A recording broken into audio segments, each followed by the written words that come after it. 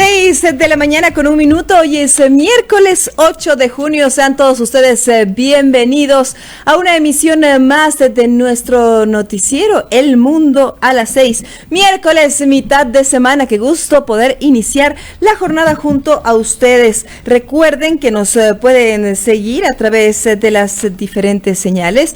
Estamos en Pichincha en 89.7, en Manabí 88.5 y en Esmeraldas 97.5. Síganos, acompáñennos por favor también a través de las redes sociales. Únicamente tienen que entrar a la página, obviamente en Facebook, tienen la Facebook e inician y colocan las palabras Radio Majestad y allí nos encontrarán. Se me trabó la lengua por acá, el pato se me burla. Pero así son los amigos, ¿qué podemos hacer? Muy buenos días para todos. Iniciamos ya esta emisión informativa.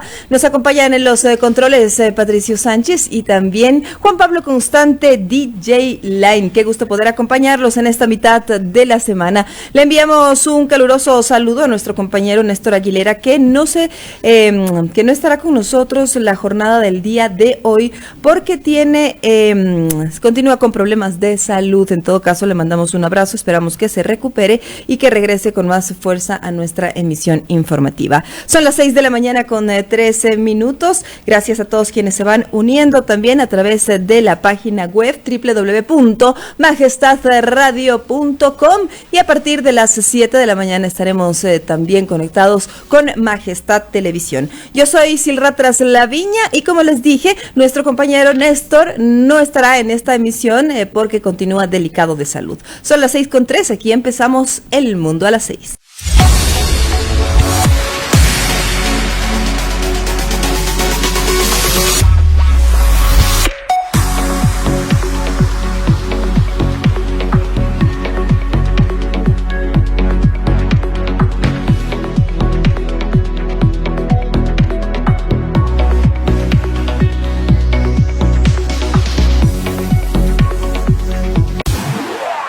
El Mundo a las 6, a través de Majestad Radio. Iniciamos este bloque informativo con el diario digital Primicias. Seguridad, la Asamblea aprobó la ley que regula el uso legítimo de la fuerza. Esto ha sido noticia desde horas de la noche de ayer, cuando fue aprobado precisamente en el Pleno esta normativa que regula el uso legítimo de la fuerza. El punto más polémico de la propuesta es la actuación con armas de la fuerza pública durante las protestas y también las manifestaciones, que no se logró excluir de la propuesta aprobada. La iniciativa fue y alcanzó los 104 votos de los 137 legisladores que componen la legislatura nacional. La Asamblea aprobó este 7 de junio la ley para el uso legítimo de la fuerza, una iniciativa que ha tomado relevancia ante el crecimiento de los índices de inseguridad y de la violencia en las calles del país. El debate tomó 2 días e intervinieron más de 30 legisladores. La propuesta obtuvo 104 votos afirmativos, hubo 14 abstenciones. Estas últimas correspondientes a la parte y al bloque de Pachacutic. Esto por lo que les comentábamos del punto polémico, que era el tema del uso progresivo de la fuerza durante las manifestaciones y la protesta social. De la propuesta no pudieron ser excluidos 3 artículos que hablan sobre la actuación de las fuerzas del orden con armas en casos de manifestaciones y protestas, como les comentábamos. Estos causaron polémica, sobre todo entre las bancadas de Pachacutic, los 2 bandos que existen dentro de las bancadas, y también por parte de UNES. El presidente de la Comisión de Seguridad, Ramiro Narváez, aseguró que los textos garantizan la ocupación precisamente de los espacios públicos por parte de las personas que protesten. Ahora la propuesta pasará a manos del Ejecutivo, que tiene la potestad de hacer nuevos cambios a este proyecto de ley. Está en sus manos a través de un veto parcial o de aprobarla totalmente con una aprobación, con un veto general, o vetarla totalmente ya con lo que se conoce como un veto total. Narváez dijo que ha trabajado de forma conjunta con los ministerios del Interior y de Defensa, por lo que espera que la ley sea promulgada directamente al registro oficial. Una vez que entra a este registro oficial, ya puede entrar en vigencia. El legislador aseguró que la iniciativa se tramitó durante 6 meses, un tiempo especialmente rápido comparado con los trámites legislativos debido a la urgencia de esta iniciativa por los temas de seguridad en el país. En la ley, según dijo, se busca garantizar el trabajo para los miembros de la policía, las Fuerzas Armadas y también los agentes de cuerpos de seguridad de la penitenciaría, pero además proteger los derechos, las garantías y las libertades ciudadanas, por lo que según él se hace un balance entre los derechos humanos y la protección ante la delincuencia, respetando los estándares internacionales. Sobre el contenido de la ley, se reúnen varias propuestas de legisladores y se incluyen propuestas del Ejecutivo entregadas en la Ley de Seguridad Integral, que aún está en los primeros pasos del trámite en la Asamblea Nacional. El documento del Pleno contiene 74 artículos, 13 derogativos y una reformatoria al Código Integral Penal, e incluye varios cambios, diferencias al informe que se envió para primer debate. Esta ley se centra en el papel de la policía, las Fuerzas Armadas, el Cuerpo de Vigilancia Penitenciaria, también en el enfoque principal, que es como de 3 cuerpos que pueden hacer el uso legítimo de la fuerza cuando lo amerite y dependiendo del caso. Además, se habla específicamente del uso de armas letales por parte de los servidores públicos en caso y en diferentes casos específicos. Diario Digital Primicias va desglosando cada uno de estos puntos y va señalando y dándonos cuenta de cuáles son los desgloses de cada uno de los puntos que nos trae la ley. Es la nueva iniciativa que ahora se encuentra en manos del Ejecutivo. Son las 6 de la mañana con 8 minutos. Esto es información del Diario Digital Primicias y esto es El Mundo a las 6.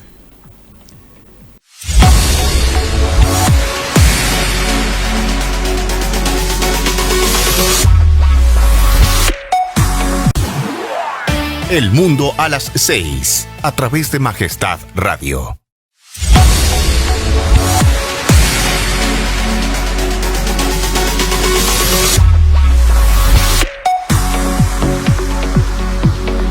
Información, ahora les contamos precisamente que Ecuador está jugando sus últimas cartas para el ingreso de productos sensibles a México.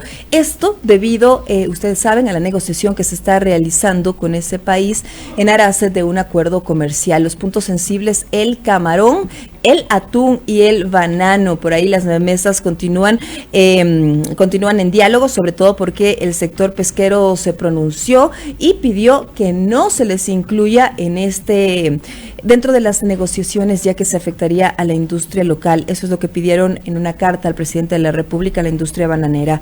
Las negociaciones del acuerdo la industria atunera, las negociaciones del acuerdo se han complicado porque Ecuador no tiene moneda de cambio, han asegurado representantes empresariales a Diario Digital Primicias. El banano, el camarón y el atún, considerados productos sensibles para México, han complicado y extendido las negociaciones del acuerdo comercial con el que Ecuador aspira a ser miembro de la Alianza del Pacífico, que este es el objetivo. Los empresarios mexicanos se sienten amenazados con estos sectores porque Ecuador es uno de los principales exportadores de banano, de camarón y también, por supuesto, del atún. Durante esta semana y una mesa virtual de negociación, Ecuador está insistiendo en que sus productos estrella no sean excluidos del acuerdo y han mostrado apertura para flexibilizar las condiciones propuestas. La posibilidad de Ecuador y México no firmen un acuerdo preocupa al sector empresarial porque se limitarían al comercio, las importaciones y también a la llegada de inversiones, así lo señala Alexandra Mosquera, directora ejecutora de la Cámara Binacional de Comercio entre Ecuador y México. Las exportaciones de banano, camarón y atún representan el 51% de los ingresos de la canasta exportable no petrolera del Ecuador. Esto según información precisamente del Banco Central. Es la información que tenemos hasta el momento por parte del diario digital Primicias. Son las 6:11 en la mañana y esto es El Mundo a las 6.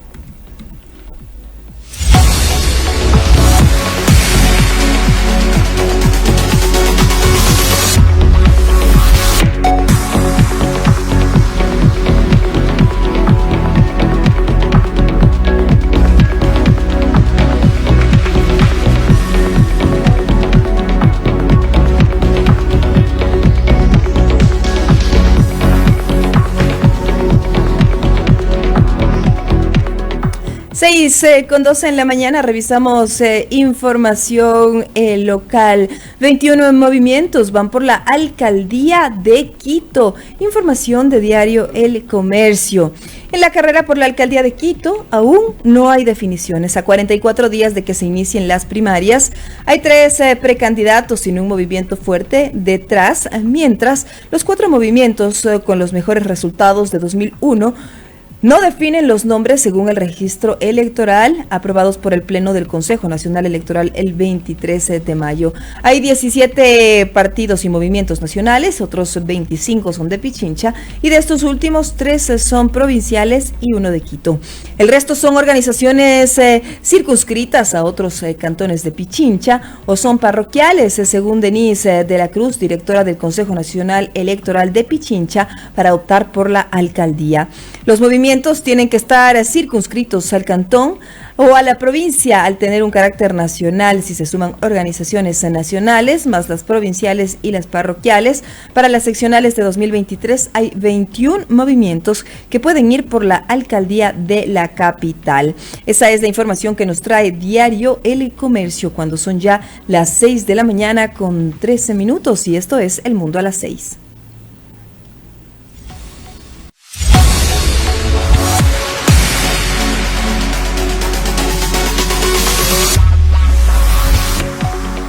Continuamos con más noticias, 6:13 en la mañana. La alcaldesa Cynthia Viteri lamenta un gobierno falto de ideas en materia de seguridad. La alcaldesa de Guayaquil respondió a cuestionamientos sobre el supuesto show político que significó llevar camionetas de seguridad a Quito y también reaccionó ante el apodo que le puso el gobernador del Guayas, Pablo Arosemena, quien dijo con ironía que la alcaldesa se disfrazó de Top Gun por la más reciente película de Tom Cruise. Yo respeto mucho al gobernador Pablo Arosemena y no le voy a poner apodos. Lamento que le vaya mal en el control de la delincuencia, dijo la burgomaestre. Los apodos que él me ponga, los memes que me haga, las acusaciones y trolls que contrate los recibo y no se los voy a contestar. Algunos memes me causan risa y son divertidos, fue lo que dijo la alcaldesa. Viteri acudió la mañana de este martes 7 de junio a una entrevista en el espacio 24 horas matinal del canal Teleamazonas. Allí ratificó que a pesar de los desacuerdos con el gobierno central, el municipio seguirá prestando su contingente económico para reforzar la seguridad de la ciudadanía, una competencia que dejó claro es del Ejecutivo. Este apoyo incluye alimentación y dormitorio para agentes de la policía, combustible y vehículos para el patrullaje, señaló. Dijo que Guayaquil aporta con $800,000 mensuales para seguridad por el estado de excepción. Así lo dio a conocer la alcaldesa de Guayaquil, Cynthia Viteri. Un gobierno falto de ideas. La primera personera explicó que llevó personal de la Policía Metropolitana y camionetas a un encuentro con el presidente de la República el 6 de junio para ponerlos a disposición del gobierno, pero lamentó la falta de ideas del Ejecutivo para responder a una ola de inseguridad y de violencia criminal imparables, que representa un nuevo asesinato cada 6 horas. Es que eso es lo que está pasando en el país. Hay un nuevo asesinato cada 6 horas. Esta información también la trae diario El Comercio. Al ser cuestionada sobre el desperdicio de recursos, Viteri se justificó diciendo que el traslado a Quito solo le costó al municipio el combustible de las camionetas y la alimentación del personal. 6:16, esto es información de Diario El Comercio y esto es El Mundo a las 6.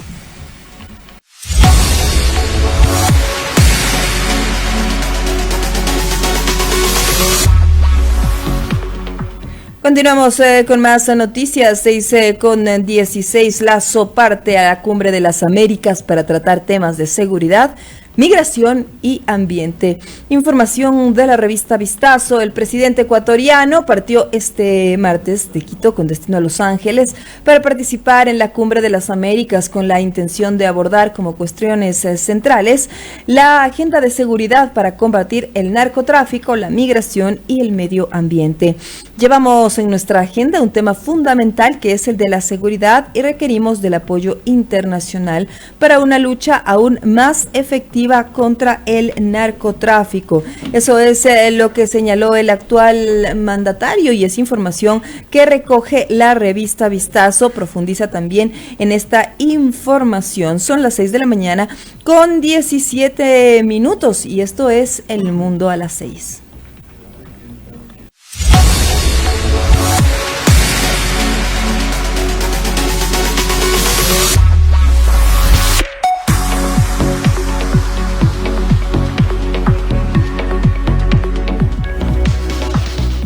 Continuamos con más noticias. Vamos a revisar información de Diario Expreso.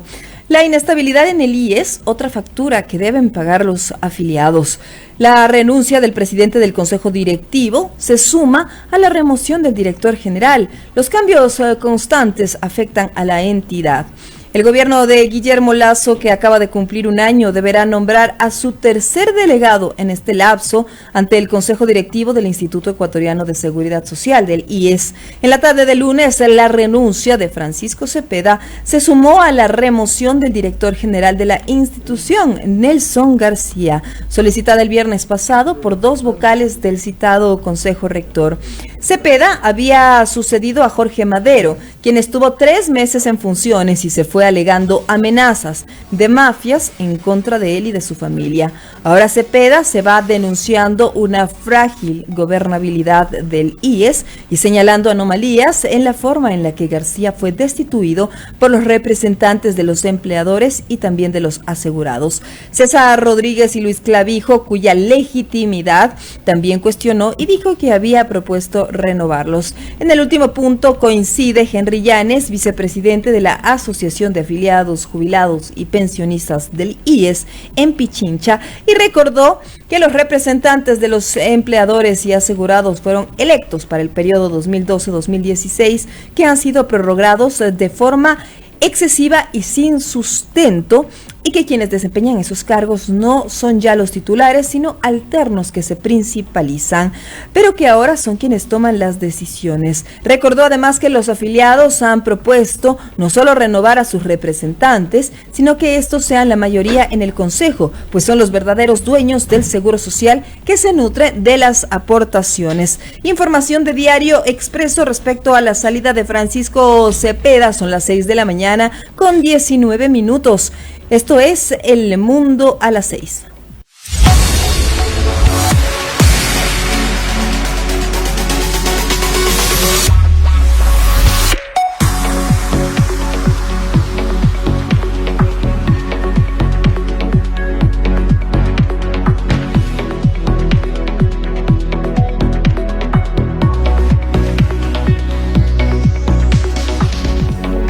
Y Diario Expreso también nos trae información respecto al altercado que tuvo el esposo de la alcaldesa Cynthia Viteri, que lo protagonizó dentro de una cafetería en Guayaquil. La seguridad del establecimiento tuvo que intervenir para finalizar esta riña. Un cruce de tweets con Omar Maluk Salem presidió este episodio de violencia. Juan Carlos Vázquez, esposo de la alcaldesa Cynthia Viteri, se vio envuelto en un altercado con Omar Maluk Salem, docente y exdecano de universidades. Esto ocurrió en una cafetería dentro del centro comercial Mall del Sol en el norte de Guayaquil. Este episodio quedó registrado en videos que empezaron a circular en las redes sociales la tarde de este martes. En los audiovisuales se ve a Vázquez que ingresa a la cafetería, mientras que Muluk comparte en una mesa con varios amigos. Parece que uno de ellos advierte al economista que se incorpore y que se incorporaba en el frente del publicista. En ese momento empieza el cruce de palabras. Vázquez le reclama a Muluk por unos tweets que el adulto mayor compartió el fin de semana. En unos de ellos está la leyenda Una nueva aeronauta, que acompaña una imagen en que aparece Viteri en la puerta de un avión privado con otra leyenda. ¿Cómo compró Cynthia Viteri el avión privado en el que viaja junto con su novio? Dicho tuit fue refutado por Vázquez, quien le dijo por esa misma vía: Omar, obviamente no le interesa pensar antes que tuitear. Esa es una foto de la campaña presidencial de 2007. Fuente: el diario El Comercio. ¿Seguro? Dato: no soy esposo, soy novio. Así le respondió el esposo de Cynthia Viteri al tuit de Omar Muluk, y que recoge el precedente de este tema violento que tuvo de que detenerse por autoridades del restaurante y de esta cafetería. El personal de seguridad del establecimiento separó a los hombres ante la mirada atónita de los comensales y otros ciudadanos que caminaban por el sector del lugar, y esto también se ha convertido y es un tema viral en algunas redes sociales. Son ya las 6 de la mañana con 22 minutos. Esto es información de Diario Expreso.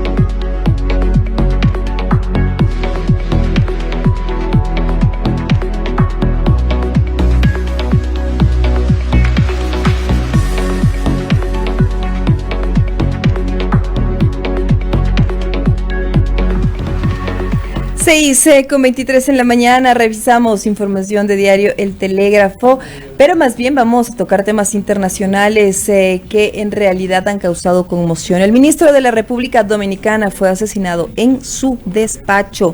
República Dominicana está de luto luego de que el día lunes fuera asesinado un ministro de su propio despacho a manos de un amigo cercano. El gobierno de la nación caribeña confirmó la muerte violenta registrada en la capital de Santo Domingo. Orlando Jorge Mera recibió la visita de un amigo de la infancia, un empresario, Miguel Cruz. Su allegado arribó al Ministerio de Ambiente que lideraba Jorge e ingresó al despacho sin que lo revisaran bajo protocolos de seguridad, pues el ministro no sospechaba ningún riesgo de su amigo. El motivo del encuentro era dialogar sobre las políticas ambientales que estaba aplicando el gobierno dominicano y que afectaban a la constructora que es propiedad de este empresario. El empresario extraía materiales petroleros de un río y también era dueño de una armería. Según información preliminar, Cruz le pidió al ministro una serie de permisos ilegales para continuar con las operaciones de su compañía. Mera se negó a esto y lo que desencadenó fue una discusión que subió de tono con el paso de los minutos. Finalmente, Cruz sacó una pistola y disparó en contra de su amigo íntimo. Así, Jorge falleció a los 55 años en su propia oficina. Su asesino fue capturado y puesto bajo custodia de la policía dominicana. Son las 6:24. Continuamos con más información aquí en El Mundo a las 6.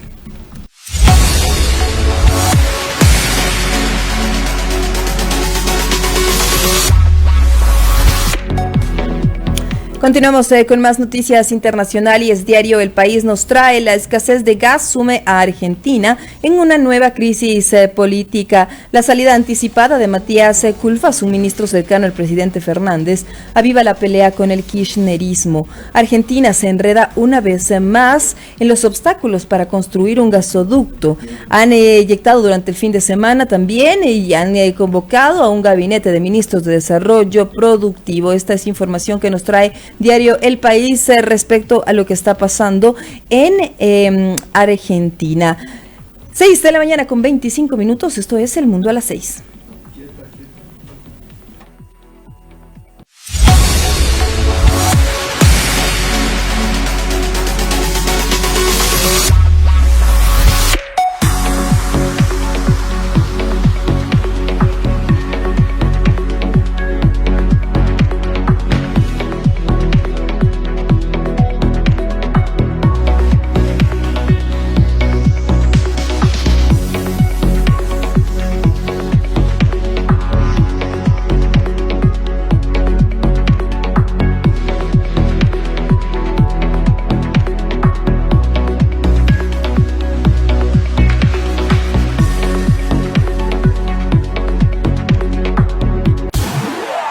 El mundo a las 6, a través de Majestad Radio.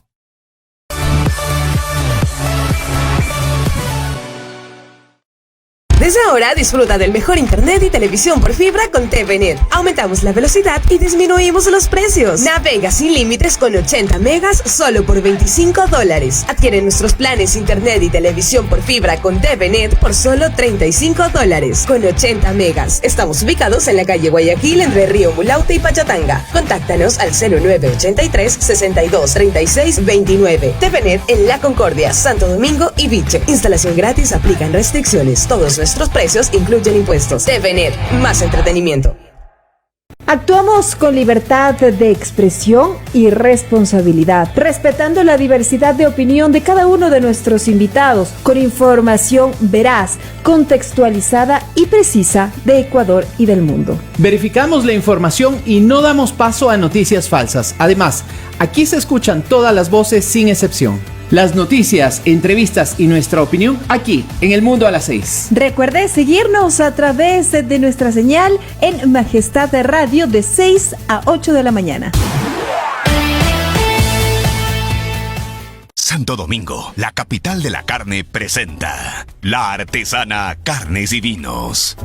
Con la garantía Angus, Brangus, presentamos los mejores cortes de carne para tu paladar. Picañas, bifes, tira de asado, lomos y los cortes premium que más te gustan. Variedad de chorizos a tu elección. Te esperamos en Santo Domingo, calle Guayaquil y Payatanga. Patios de Majestad Televisión.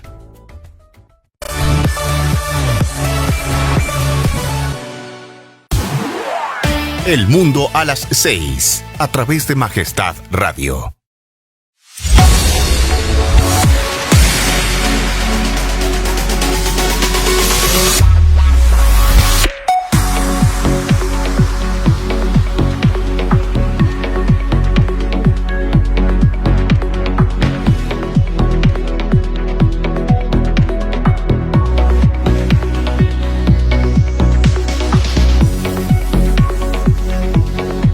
Bueno, ha generado desde la noche de ayer revuelo el tema de que vamos a tratar hoy en nuestro segmento de opinión, y es el tema de la seguridad, ya que la Asamblea aprobó esta ley que regula el uso legítimo de la fuerza. El punto más polémico, como les habíamos comentado, es la actuación con armas por parte de la fuerza pública durante las protestas y las manifestaciones. Esto se había pedido por parte de algunos bloques que se excluya de la normativa, sin embargo no fue excluida.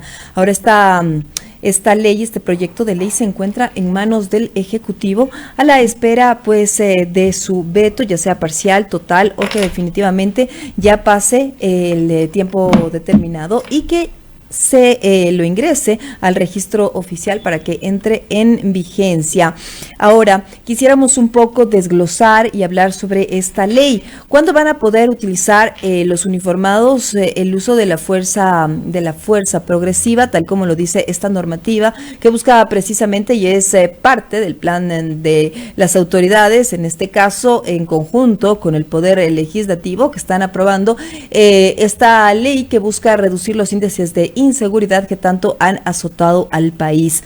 Podemos mirar ahí, nos dice, la ley plantea que el funcionario ante una amenaza debe en primer lugar y en la medida de lo posible utilizar medios no violentos como la negación y verbalización antes del empleo de la fuerza de armas físicas, armas no letales o armas letales. De manera excepcional y diferenciada puede hacer el uso de la fuerza o de instrumentos de coerción para algunos casos, y estos son: primero, prevenir una infracción, detener a infractores o a presuntos infractores, proteger o defender bienes jurídicos protegidos y controlar a quien oponga resistencia a la autoridad. Esto es lo que señala el diario digital Primicias. Sobre el tema del uso de la fuerza intencionalmente letal, ¿qué es lo que se señala? El uso de armas con munición letal o de impacto cinético solo se puede aplicar en los siguientes los siguientes casos, y es muy clara la normativa en lo que señala. Y esto es información del diario digital Primicias, que nos trae precisamente todos estos detalles.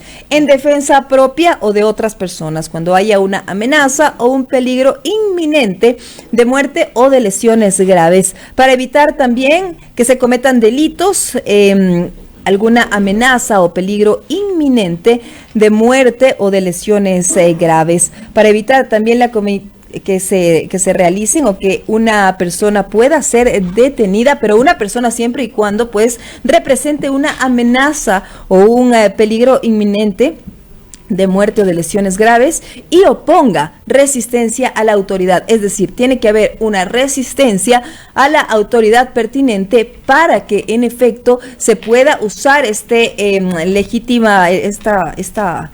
tema de armas y el tema del uso progresivo de la fuerza, que es lo que está pues activando la Asamblea el día y aprobando con 107 votos afirmativos el legislativo. También se le permite utilizar el uso progresivo de la fuerza para evitar la fuga de una persona que represente una amenaza o un peligro inminente de muerte o de lesiones graves, y cuando resulten insuficientes las medidas menos extremas.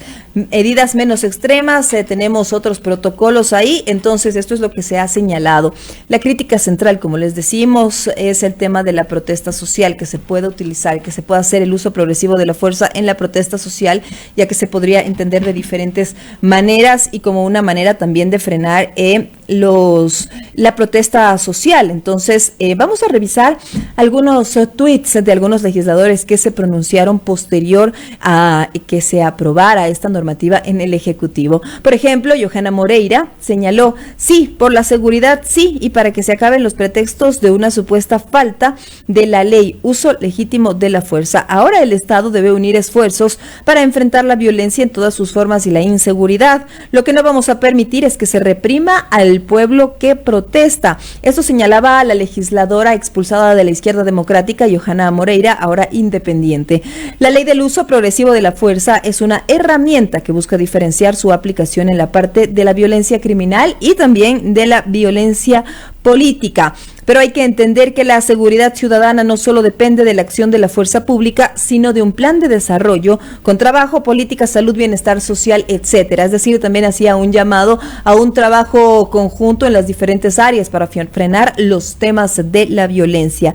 Sin embargo, no se tiene que confundir a la delincuencia común. En esto era enfática la legisladora y señalaba que no se debe confundir la delincuencia común con la protesta social, donde están los líderes luchadores por los derechos de los ecuatorianos. Será importante cuidar bienes y cuidar y determinar específicamente los protocolos para su aplicación por ejemplo, en las protestas pacíficas. Estaremos atentos al veto del presidente y sobre los artículos polémicos 23, 24 y 25, los mismos que deben tener un marco legal, pero jamás prohibir el derecho a la protesta social. Es lo que señalaba en sus redes sociales la legisladora ante este tema. También se lo vamos a preguntar a nuestro primer invitado de hoy, Giovanni Atarihuana. Él es director de la Unidad Popular y vamos a hablar con él sobre el tema de la gestión del gobierno central.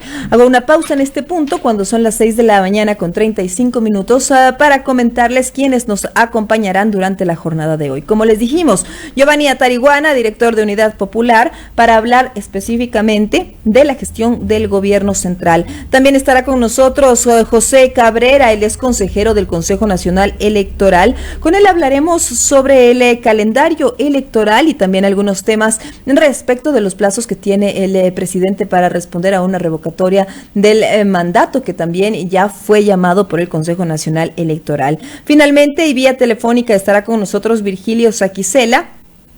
Él es el actual presidente de la Asamblea Nacional. Con él hablaremos sobre las metas por alcanzar de la Asamblea Nacional. Vimos que ya se ha aprobado una de las normativas que estaban prácticamente en el congelador.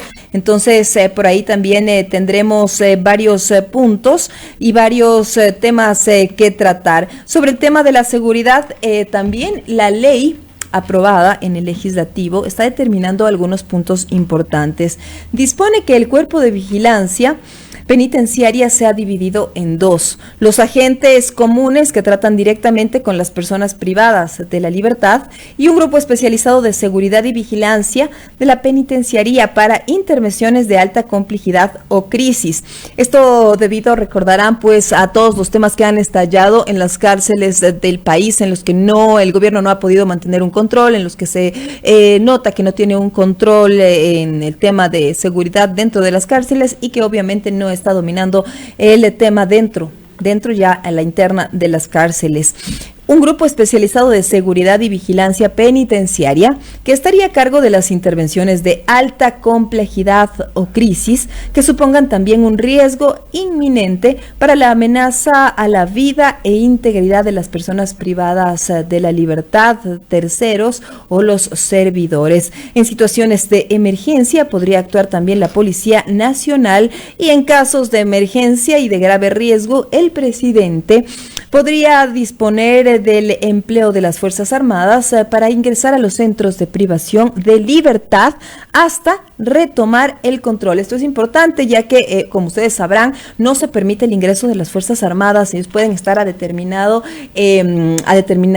distancia de los centros penitenciarios, pero aquí, en esta normativa aprobada por el Legislativo, se señala que en situaciones de emergencia, el presidente podrá disponer el empleo de las Fuerzas Armadas para que ingresen a los centros de privación de libertad y retomar el control en las cárceles. Esta es otra de las medidas que está causando polémica también por los defensores de los derechos humanos, que consideran que no debería ingresar la Fuerza Armada a los centros penitenciarios. Sin embargo, y aquí esta es mi opinión muy personal, considero que hay que retomar ese control y el Estado tiene que pesar y tiene que hacerse pesar. Si es que se necesita que ingrese quien tenga que ingresar para controlar y para que no se den más masacres en las cárceles del país y que se retome el control de la seguridad nacional y que ya los ciudadanos no nos veamos tan amenazados porque es evidente que desde el interno de las cárceles, y eso lo han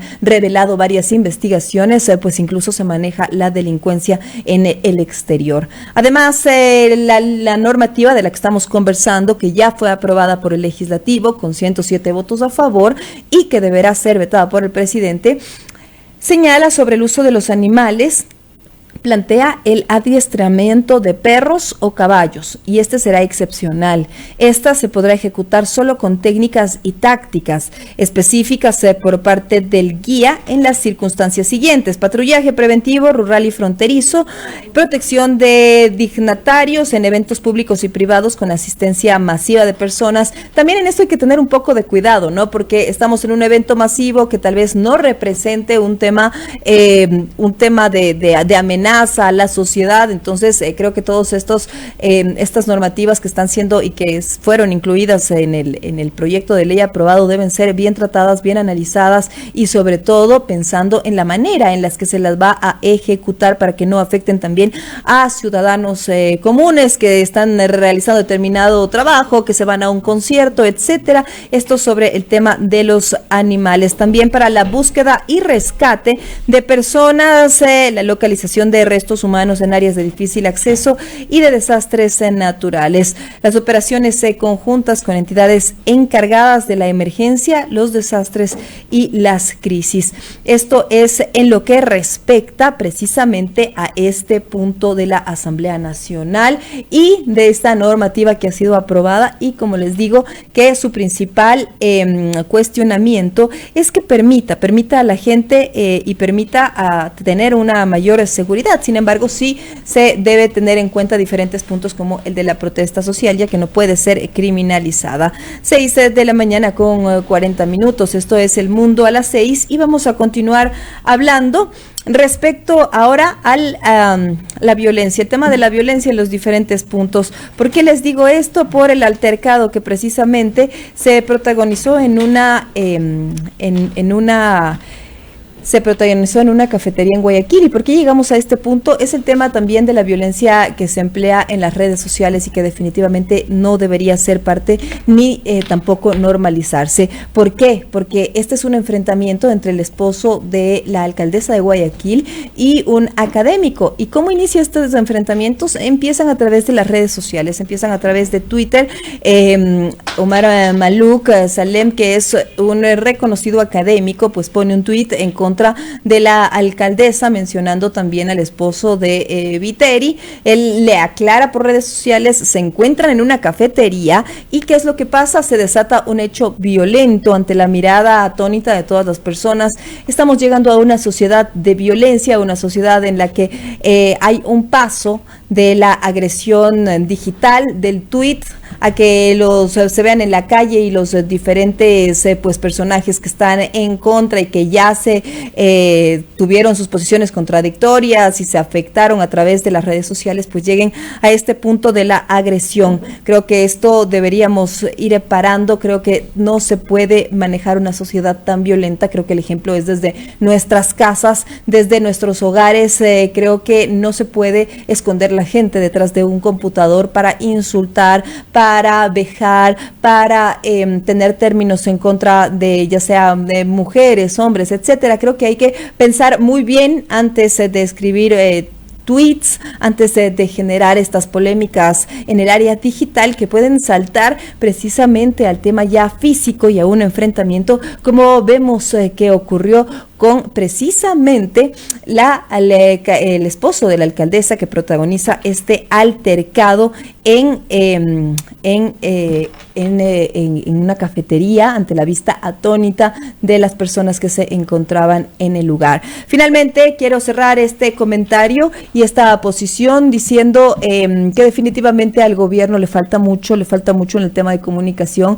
Se capitalizó totalmente el tema y se posicionó el tema de cómo llegaba la alcaldesa Viteri, cómo llegaba esta reunión de seguridad, los diferentes alcaldes y representantes de prefecturas. No se logró posicionar un tema de cómo actuar respecto de una estrategia macro y una estrategia con los gobiernos autónomos descentralizados, prefecturas, municipios, para luchar en contra de la inseguridad, que era el tema que les convocaba a esta reunión. Se perdieron demasiados puntos ahí, se perdió lamentablemente. Para las autoridades no tienen aún la capacidad de capitalizar estos eventos y dar a conocer a los ciudadanos cuál es su estrategia macro. Nosotros hasta el momento no sabemos cuál es la estrategia macro que hay en el tema de seguridad por parte de las autoridades del gobierno. Y para cerrar sobre el Chito Vera, cómo me lo plantan ahí al Chito Vera, según lo que él decía, el Chito Vera fue por su hermano, él estaba apoyando una candidatura de su hermano que está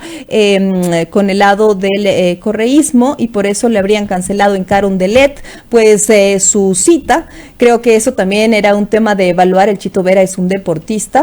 Creo que el gobierno tiene que ser un gobierno para todos, tiene que abrirle la puerta a absolutamente todos y el tema de haberlo dejado afuera creo que se tiene que evaluar. Creo que las autoridades también en comunicación dieron un pésimo mensaje. ¿Por qué? Porque el Chito Vera es un vocero además internacional y es alguien muy querido por los ciudadanos. La gente ama al Chito Vera. ¿Por qué? Porque es el cuarto en UFC, es uno de los más altos. Ningún ecuatoriano ha llegado a ese punto en la UFC. Entonces sí, es un vocero internacional al que tal vez el presidente sí debió darle cabida.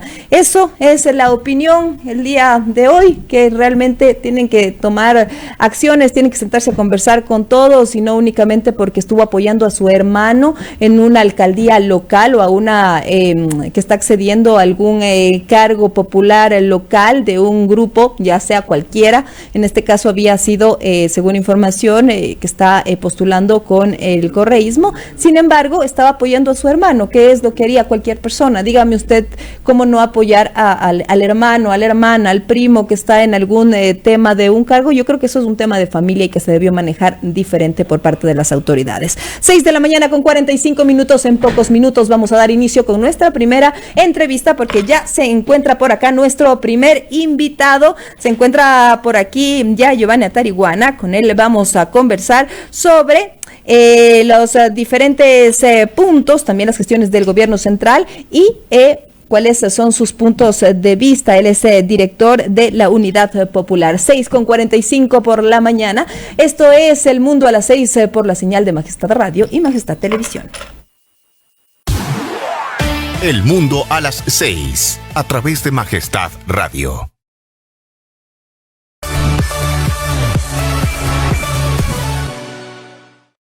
Desde ahora disfruta del mejor internet y televisión por fibra con TVNet. Aumentamos la velocidad y disminuimos los precios. Navega sin límites con 80 megas solo por $25. Adquiere nuestros planes internet y televisión por fibra con TVNet por solo $35 con 80 megas. Estamos ubicados en la calle Guayaquil entre Río Mulaute y Pachatanga. Contáctanos al 0983 62 36 29. TVNet en La Concordia, Santo Domingo y Viche. Instalación gratis, aplican restricciones. Todos nuestros precios incluyen impuestos. TVNet, más entretenimiento.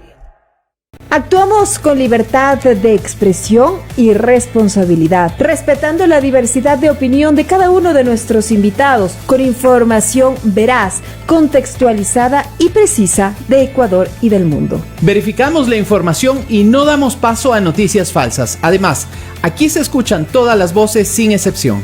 Las noticias, entrevistas y nuestra opinión aquí en El Mundo a las 6. Recuerde seguirnos a través de nuestra señal en Majestad Radio de 6 a 8 de la mañana. Santo Domingo, la capital de la carne, presenta La Artesana Carnes y Vinos. Con la garantía Angus, Brangus, presentamos los mejores cortes de carne para tu paladar. Picañas, bifes, tira de asado, lomos y los cortes premium que más te gustan. Variedad de chorizos a tu elección. Te esperamos en Santo Domingo, calle Guayaquil y Payatanga. Patios de Majestad Televisión.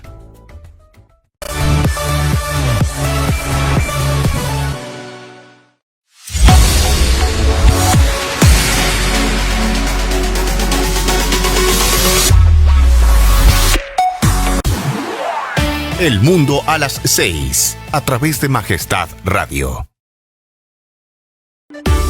Personajes del mundo a las 6.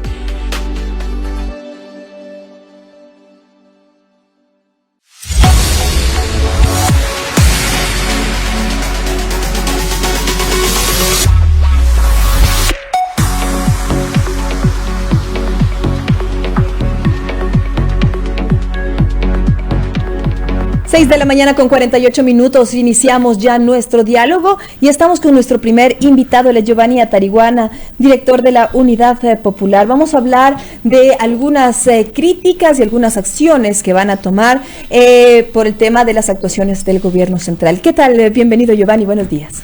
Muy buenos días, Irrad, es un placer compartir este espacio. Un saludo a toda la audiencia de Majestad. Bueno, quisiera iniciar preguntándole una evaluación suya respecto a todo este año de gobierno. Estamos ya en los primeros días del inicio del segundo año. Quisiera saber cuál es su evaluación respecto de el actual, la administración actual. Bueno, el gobierno de Guillermo Lasso ha sido un muy buen alumno del Fondo Monetario Internacional. Ha seguido al pie de la letra sus recomendaciones y por tanto ha sido felicitado por ese organismo internacional. Pero al final del día la evaluación que cuenta, que es la evaluación del pueblo ecuatoriano, Guillermo Lasso pierde el año en esta gestión. Y pierde el año, Silrad, porque el gobierno se ha mostrado totalmente incapaz de resolver los problemas de los hogares ecuatorianos. Simplemente veamos el costo de la vida, las dificultades que tienen las familias ecuatorianas de llevar la comida a su mesa. Vemos efectivamente que no hay reactivación productiva, que no hay control de precios, la elevación del costo de la vida es totalmente imparable, no hay medicinas en los hospitales, no hay acceso a la educación. Pierde el año el gobierno de Guillermo Lasso porque ha incumplido cada una de las ofertas de campaña. Dijo que no iba a haber más subida de impuestos y subieron los impuestos. Dijo que iba a haber libre ingreso en las universidades y el gobierno recortó el presupuesto de las universidades públicas y por tanto no hay cupos, nuestros hijos no pueden ir a la universidad.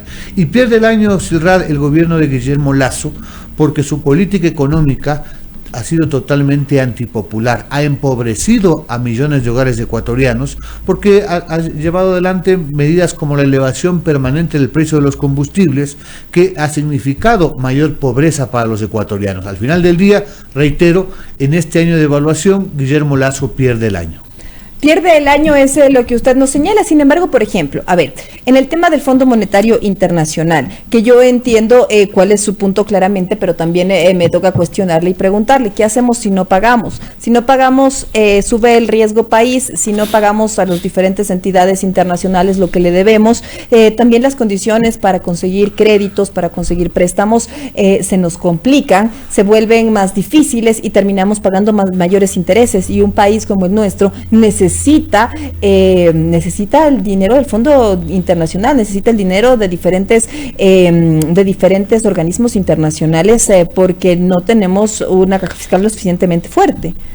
Es evidente que el Ecuador puede necesitar financiamiento, que hay que honrar las deudas también dicen, por supuesto, pero el tema es que las condiciones que impone el Fondo Monetario y que asume como propias el ministro de Economía, Simón Cueva, sacrifican el futuro, la vida de millones de familias. Que está muy tacaño, dice usted. No solamente tacaño, sino que las políticas en su conjunto son totalmente inconvenientes. Por ejemplo, el ajuste del presupuesto en la visión del Fondo Monetario y por tanto del gobierno de Guillermo Lasso es que invertir en educación, en salud, es un gasto y por tanto se recorta el presupuesto. Y vemos que los hospitales, por ejemplo, Silrat, no tienen medicinas, no hay insumos, se despiden todas las semanas médicos, enfermeras, auxiliares, personal de salud, cuando el pueblo ecuatoriano requiere atención. Las cirugías se represan, las citas de los especialistas son para meses muy posteriores y vemos un colapso de la salud pública. Entonces, ese es el precio de una política que ellos llaman de austeridad. Los maestros, por ejemplo, tuvieron que hacer 2 huelgas de hambre para que finalmente la Corte Constitucional reconozca su derecho a un salario justo, y el gobierno de Guillermo Lasso decía que no hay plata. El tema es que la caja fiscal tiene ahora importantes ingresos. Hoy mismo me parece que el precio del petróleo está ubicado en $120 el barril, casi el doble de lo que se presupuestó. Esos 3.000 millones extraordinarios que va a tener la caja fiscal, uno se pregunta a dónde van, porque no están invertidos en préstamos para la población, no están en la inversión para recuperar las escuelas, por ejemplo, para reactivar la producción. Están ubicados para un ahorro que ellos dicen van a pagar la deuda externa, que de paso, la principal deuda que tiene un gobernante de Silrat siempre será en primer lugar con su pueblo, la deuda social. Por ejemplo, el gobierno no cumple siquiera con los municipios, no cumple con las universidades públicas, no paga la deuda con el Instituto Ecuatoriano de Seguridad Social. Entonces vemos que es una política totalmente equivocada. La elevación del precio de los combustibles, es evidente, lo dijimos en su momento, sube la gasolina, sube todo, y eso lo están viviendo las familias en el costo de la vida. Se anuncia en los próximos meses una elevación camuflada bajo el pretexto de mejorar el octanaje. ¿Qué va a significar aquello? Que las familias ecuatorianas que hoy están enfrentando un costo de la vida totalmente elevado, me parece que estamos llegando a los $735 la canasta básica, mientras los ingresos de los ecuatorianos apenas superan los 300 en promedio. ¿Por qué? Porque no hay trabajo formal, no hay empleo digno. Ahora, en ese punto yo también quisiera preguntarle, por ejemplo, con lo que usted me señalaba, porque, claro, desde nuestro punto es muy fácil criticar, ser oposición, siempre es muy cómodo decir lo que no se está haciendo, pero ¿cuáles son las propuestas con las que llega Unidad Popular? ¿Qué es lo que ustedes están señalando?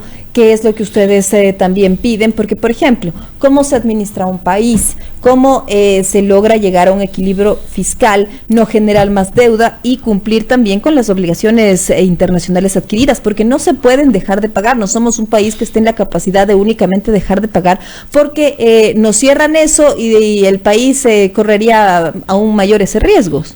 Bueno, el tema es que el gobierno debería entender de que no está gobernando solamente para sus colegas de la banca privada, para los grandes exportadores, importadores, para los grandes empresarios o para el Fondo Monetario Internacional, sino que sus prioridades deben ser la salud, la educación, el bienestar de los 17 millones de compatriotas. La política pública está totalmente ausente, por ejemplo, en el desarrollo del sector agropecuario. Por eso es que los indígenas el 13 de junio van a levantarse. Por eso es que los bananeros, los productores de banano en la costa ecuatoriana también han anunciado un paro, porque las políticas públicas en el agro han sido totalmente deficientes. Por eso es que también... Pero más allá de la protesta, yo lo que le preguntaba es precisamente cómo administrar el país, porque una cosa es criticar y otra cosa ya es sentarnos en Carondelet para generar esas políticas públicas. ¿Cómo hacerlo?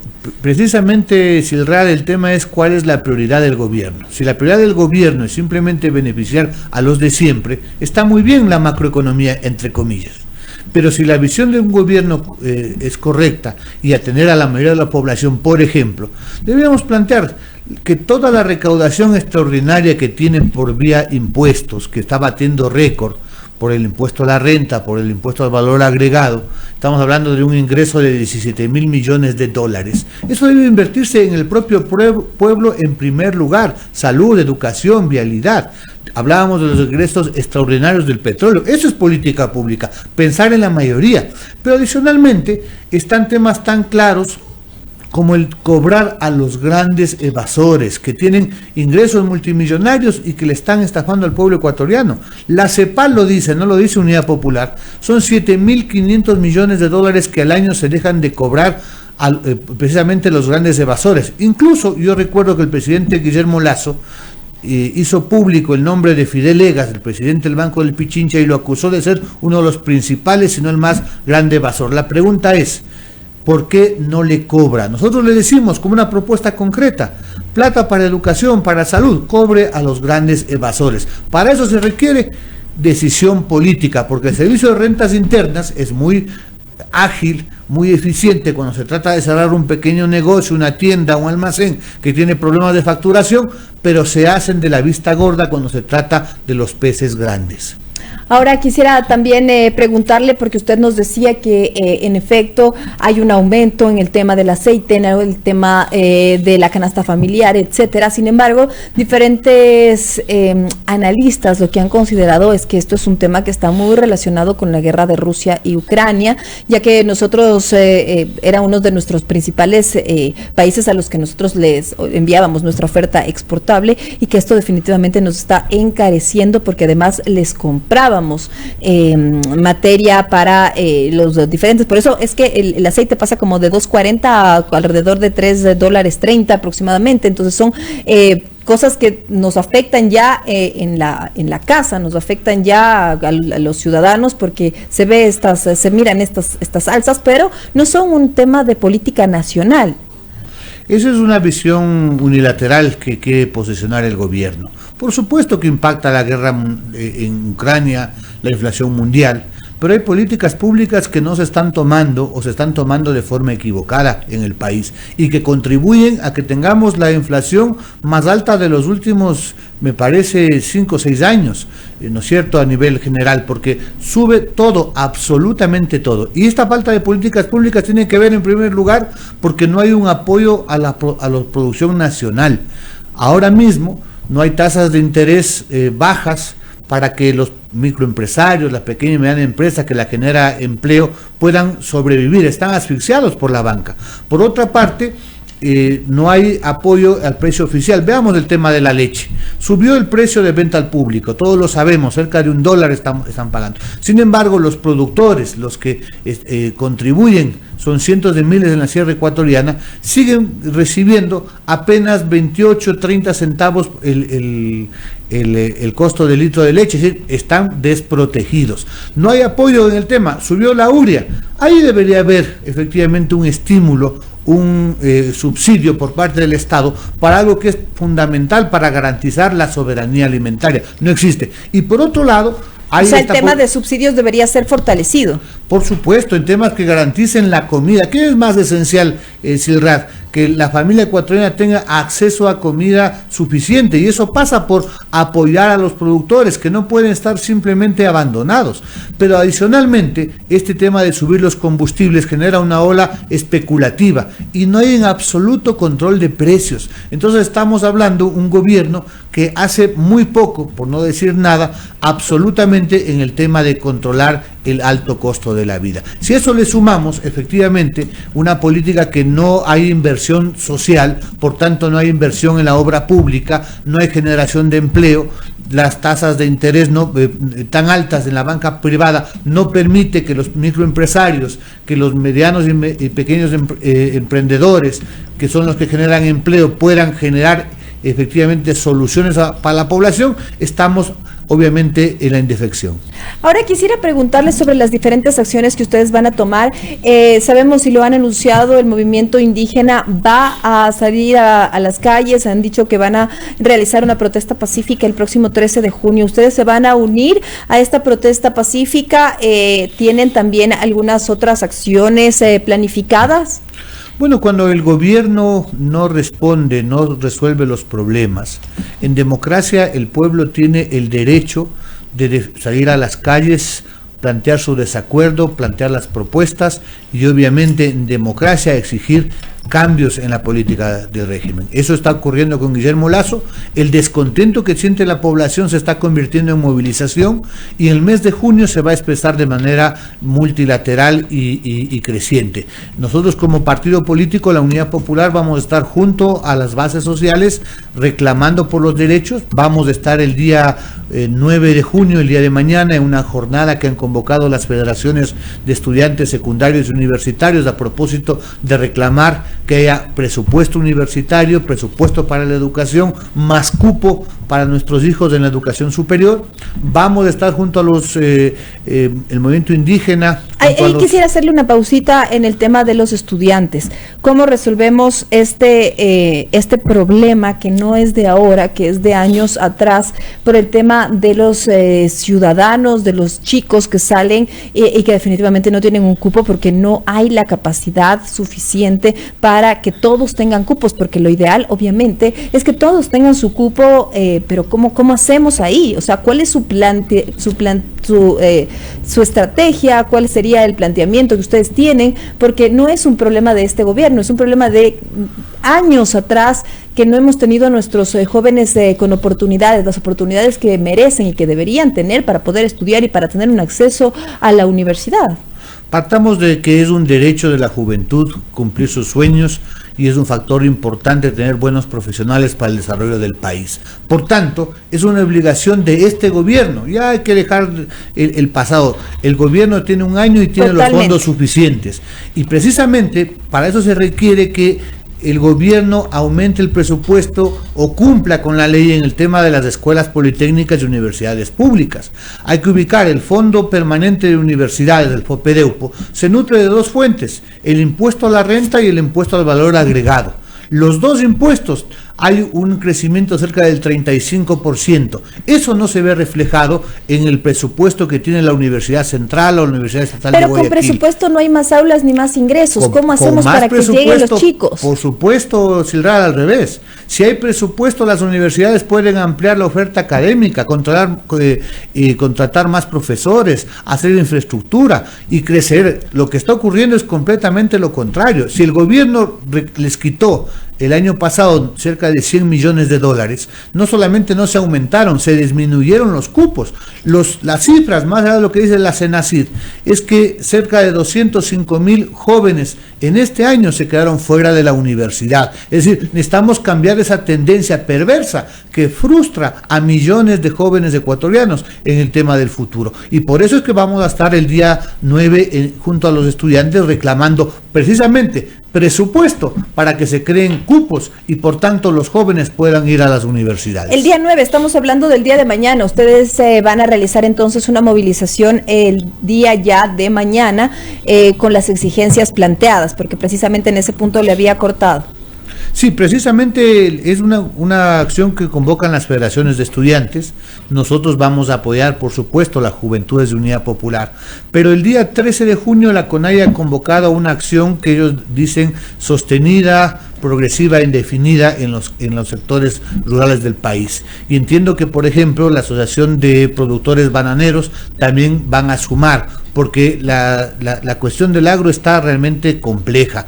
Vamos a estar presentes ahí. Ahí es por el tema también de las negociaciones con México para una posterior ingreso de Ecuador a la Alianza del Pacífico. Entonces, ¿qué sectores bananeros se van a unir con ustedes precisamente en pos de rechazar estos puntos? Ellos han sido claros, también están por ahí detenidas las negociaciones en el tema de los puntos débiles, que son el atún, el camarón y también el banano. Entonces, ¿quiénes nomás se van a unir a su protesta y cómo lo harán? Bueno, la protesta tiene varios componentes. Uno es precisamente la defensa de la producción nacional a propósito del Tratado de Libre Comercio con México, que de paso, obviamente, cualquier tratado debe ser favorable al Ecuador, no puede ser lo contrario. Pero también incluye el tema de oponerse precisamente a la elevación sistemática del precio de los combustibles. Tiene que ver con reclamar el que se invierte en salud, en educación. Y obviamente esta protesta va a ser en todo el territorio nacional. Cuando se incorporan los productores bananeros, entiendo que también los productores de leche en la Sierra Ecuatoriana, vamos a ver distintas expresiones que se irán presentando. Entiendo que en las ciudades capitales, en los cierres de carretera, y eventualmente irá creciendo. Pero el día 22 de junio, Silrad, nosotros vamos a responder al llamado que ha hecho el Frente Unitario de los Trabajadores, el Frente Popular, para una acción efectivamente nacional en todas las capitales provinciales, en la cual distintos sectores, ya no solamente el movimiento indígena o los bananeros, también los estudiantes, los maestros, los pequeños comerciantes, en general los descontentos, las familias de los enfermos que no tienen medicina, nos vamos a movilizar el 22 para expresar nuestro reclamo respecto al presupuesto de salud, de educación, exigiendo seguridad, evidenciando nuestra oposición a las privatizaciones y en defensa del Instituto Ecuatoriano de Seguridad Social. Y en este contexto, entonces, para quedar claros, ustedes inician la protesta con los estudiantes y algunos de los sectores que se encuentran afectados por el tema de las negociaciones con México, como por ejemplo algunos de los bananeros el día 9, es decir, mañana. Luego van a apoyar la protesta también de los indígenas el 13 de junio, nos había explicado, y el 22 harán una nueva manifestación, ahí ya con el Frente Unitario de Trabajadores, es decir, que todo este mes de junio estará con diferentes acciones enfocadas pues a rechazar las acciones del gobierno. Precisamente el mes de junio se convierte entonces en un mes de movilización, de lucha social, donde diversos sectores vamos a levantar la voz, vamos a exigir rectificaciones al gobierno de Guillermo Lasso y ojalá, por el bien del país, tenga la sensibilidad para cambiar la política económica que hoy está afectando al pueblo ecuatoriano. El mes de junio será una expresión, por supuesto, democrática, será en todo el territorio nacional y vamos a ubicar lo que es algo fundamental, el derecho constitucional a la resistencia. Quisiera también finalizar preguntándole qué le parece a usted la ley, la normativa que fue aprobada ayer con 107 votos a favor sobre el tema del uso progresivo de la fuerza, en el que no se logró excluir el tema de que también se pueda aplicar en la protesta y en las manifestaciones. Bueno, todos aspiramos a que haya una reforma o una ley que permita en algo controlar el tema de la seguridad. Pero es evidente, y nos sumamos al cuestionamiento que han hecho varios legisladores, lo hizo también la CONAIE, el FUD, la UNE, respecto a que hay 3 artículos que no se refieren al tema de la delincuencia, sino al tema de la protesta social. Es un tema muy delicado porque se pone en entredicho, se vuelve, digamos, algo en la cual la fuerza pública podría llegar a cometer excesos, precisamente con quienes levantan la voz y en forma democrática ejercen su derecho a la resistencia. Vamos a revisar los textos finales, cómo viene el veto o no del presidente de la República, y no descartamos eventualmente en esos 3 artículos de manera puntual presentar una demanda de inconstitucionalidad, porque se viola no solamente la Carta Magna de la República que consagra el derecho a la resistencia, el derecho a la vida, porque en el país no puede haber ejecuciones, digamos, extrajudiciales, y también la Carta Interamericana de Derechos Humanos. Es decir, que ustedes, luego de revisar ya bien el documento, de analizarlo, pues entonces estarían realizando todas estas acciones. Por supuesto, en el tema de la protesta social no se puede confundir con la delincuencia. Lo uno no tiene absolutamente nada que ver. Y en el tema de delincuencia nosotros reclamamos una intervención integral del Estado, Silrat, porque si no se atacan las causas estructurales, es decir, la pobreza, el hambre, el desempleo, alternativas para la juventud, en el tema educativo, cultural, deportivo, por supuesto el tema de la delincuencia no se va a resolver solamente con represión, con más policía o con más armas. Aquí es un tema de carácter estructural que tiene que ver con inversión social, que tiene que ver con rehabilitación de las personas privadas de la libertad y que tiene que ver, por supuesto, con una política de seguridad integral, que el gobierno lamentablemente no lo tiene. Y ya para cerrar, solo con esta ya culminamos. ¿Van a apoyar la revocatoria del mandato? La revocatoria del mandato es una opción que la respetamos, pero no la vemos viable. El tema es, ¿se va Lasso y Borrero? ¿Quién queda? ¿El presidente de la Asamblea? No sabemos quién estará a esta altura. El tema pasa porque el hambre del pueblo está aquí ahora. La lucha es ahora. Por supuesto, si hay herramientas democráticas como la muerte cruzada, si el gobierno no cambia de política, habrá que cambiar de gobierno. Y eso implica, por ejemplo, elecciones anticipadas. Pero entonces no le ven por la revocatoria. No le vemos que es muy viable, sobre todo por el tema de los tiempos. Estamos hablando de 6 meses, después de un proceso electoral, después de un año, el país estará peor que ahora. Lo que se requiere en este momento es concentrarnos para que la política del gobierno cambie, y que si esta política no cambia, habrá que cambiar, ahí sí, de gobierno. ¿Y cómo hacemos eso? Bueno, hay la muerte cruzada, habrá que presionar en los sectores, en las calles, para que efectivamente la Asamblea o el propio presidente entienda que con esa política no hay futuro.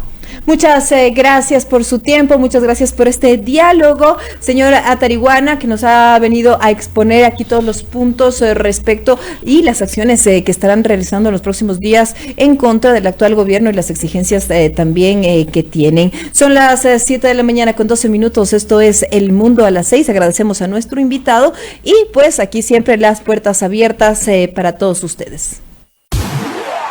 El Mundo a las 6, a través de Majestad Radio.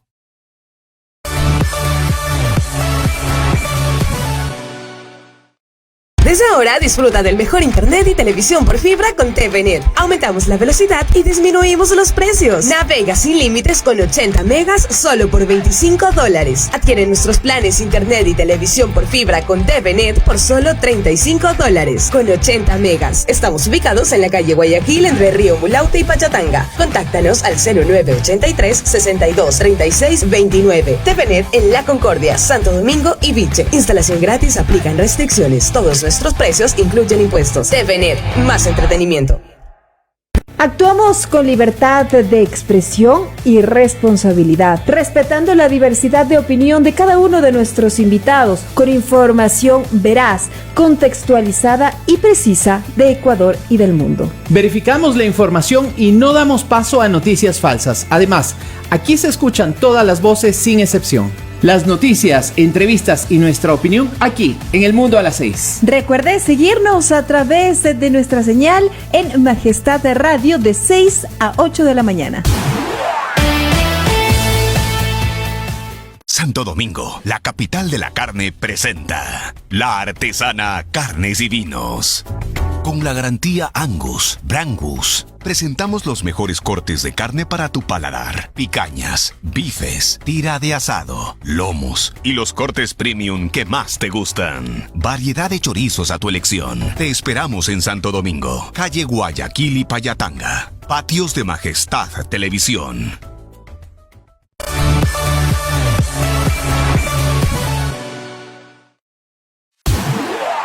El Mundo a las 6, a través de Majestad Radio. Personajes del mundo, a las 6.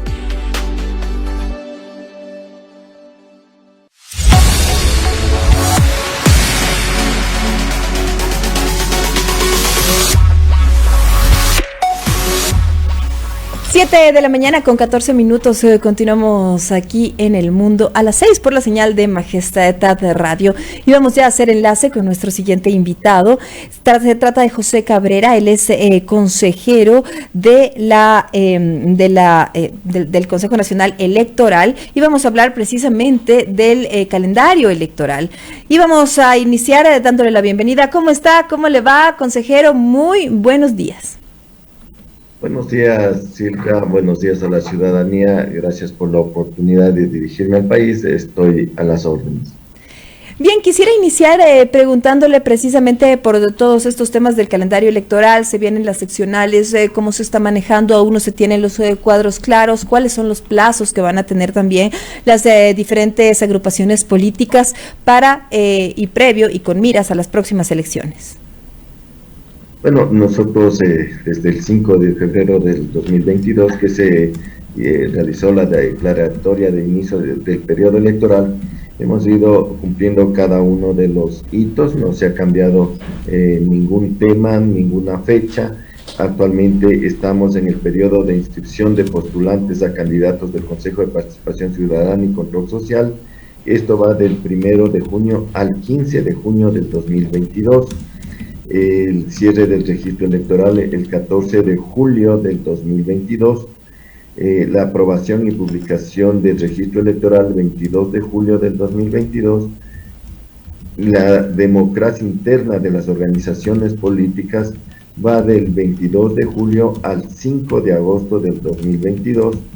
Luego ya entramos a la etapa propiamente electoral, que es la convocatoria a elecciones el 21 de agosto del 2022, la inscripción de candidaturas del 22 de agosto al 20 de septiembre del 2022, viene el listado oficial ya de los postulantes al Consejo de Participación Ciudadana, el 23 de septiembre la selección de miembros de juntas receptoras del voto es el 19 de octubre del 2022, el listado oficial de candidaturas inscritas para las seccionales es el 18 de diciembre del 2022. La campaña electoral empieza el 3 de enero y termina el 2 de febrero del 2023. Del 3 de enero al 2 de febrero del 2023. Los debates son del 14 y 15 de enero del 2023. Luego tendremos simulacros para probar toda la parte operativa, equipos, etcétera. Posteriormente viene el voto de las personas privadas de libertad el 2 de febrero del 2023, el voto en casa el 3 de febrero del 2023 y el 5 de febrero del 2023 las elecciones seccionales y del Consejo de Participación Ciudadana 2023. Finalmente, el 14 de mayo será la posesión de las autoridades. Luego vienen ya los procesos de la etapa postelectoral que son internos del Consejo Nacional Electoral. ¿Cómo ven ustedes la preparación de los diferentes grupos políticos por todo este tema que tienen que ir realizando? ¿Cómo es que ustedes han ido siguiéndole de cerca? Además, porque generalmente ustedes tienen se encargan ya de todo esto, entonces, ¿cómo lo ven? ¿Están con tiempo? ¿Cómo ven también a las agrupaciones políticas? Bueno, el Consejo Electoral está trabajando conjuntamente con las organizaciones políticas. Hemos tenido ya varios consejos consultivos, incluso presencialmente. Se ha acogido las observaciones que han presentado las organizaciones políticas. También el Consejo Electoral ha dado y sigue dando las capacitaciones a las organizaciones políticas en el tema de conformación de listas que esta vez tienen que estar encabezados por mujeres, que se tiene que incluir también el tema de jóvenes, también a través del Instituto de la Democracia se está capacitando en los temas de armar el plan de trabajo, que no tiene que ser solo un requisito, tiene que ser algo real, algo que esté de acuerdo a las circunscripción donde que va el candidato de acuerdo a sus posibilidades y a trabajar con la ciudadanía. No queremos que en lo futuro se hable de revocatorias al mandato porque no han cumplido los planes de trabajo. Entonces se está dando una guía. Obviamente cada candidato, cada persona tiene que armar su plan de acuerdo a sus capacidades, ¿no? Nosotros no podemos decir usted tiene que poner tal cosa, no, pero una guía de que cómo debe ser armado el plan de trabajo. Entonces estamos trabajando conjuntamente con las organizaciones políticas en todos estos temas. Y en este punto quisiera saber cuántos movimientos también se han aprobado últimamente ya para estas elecciones, cuántos ya están dentro del proceso. Bueno, el Consejo Electoral ya cerró el tema de la inscripción de los del registro de organizaciones políticas. Tenemos partidos políticos 6 a nivel nacional, movimientos nacionales 11, movimientos provinciales 67, movimientos cantonales 173, movimientos parroquiales 19. En total hay 276 organizaciones políticas que existen en este momento registradas como para poder tener sus candidatos en este proceso 2020. Y que participarían y estarían también dispuestas a la participación, ¿cierto?